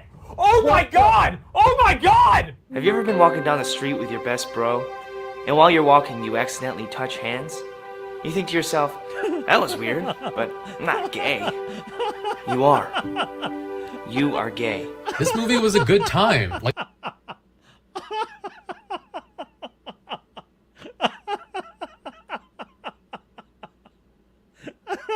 So where did he get that? I don't know where he got that. That's so funny. I've got to know the context. I've got to have the context of that clip. That's so perfect. God! Have you ever been walking down the street with your best bro, and while you're walking you accidentally touch hands? You think to yourself, that was weird, but I'm not gay. You are. You are gay. this movie was a good time. Like, I really don't get all the hate for it. It's not without its issues, but the good far outweighs the bad here. The price is wrong, bitch. Thanks for watching, and if you enjoyed the video, please like and subscribe. Thank you, Grizzy. A man, a gentleman, a scholar is Grizzy. Give him a like, give him a follow.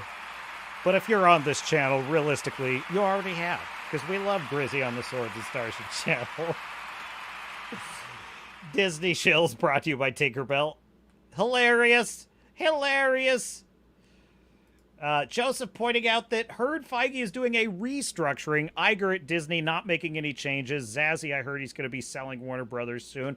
All useful and worthwhile scuttlebutt. Joseph. Anthony says, so what does Grizzy think of all this? Well, what do you mean, Anthony? Think of what? You mean of like, what did we talk about? Borderlands? I don't know if he's going to do anything on Borderlands or, you know. We'll see. We'll see. What am I looking for? Thank you, Mr. Producer. If you could bring that up. Thank you. Because it is that time. The Starship has returned to port. Our cruise comes to an end.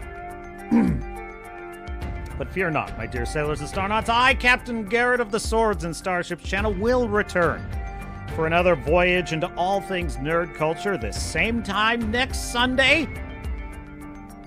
And let someone you know you think might like the chat, let them know about it. Bring them along. Throw a like on the stream if you like it. I do put chapters at the end, so that way you can kind of skip to topics you like. Grizzy, I get so much fun out of those. Well, it's kind of interesting. I like seeing what part of this is. It's hard not to make fun of them. I do enjoy kind of hearing what people think that are opposite me. I want to know. Unlike the Shills, I am curious when people disagree with me. I want to know why. I want to know what makes them tick. So there you go. Wrangler generously pointing out, don't forget to check out the Captain's Blood and Oak novel. I am a novelist. 2 books to my name, soon to be more. Link in the description. Thank you, Wrangler, as always. A great champion of the Iron Age. And we saw Enigma Varillion. Check out his book, also on Amazon, The Star Shatter universe. So that's our show for tonight, folks. I hope you had fun. I sure did. Always a barn burner. Always a great chat. Love to have you here. And until next time, I am Captain Garrett of the Swords and Starships channel, and I will see you out there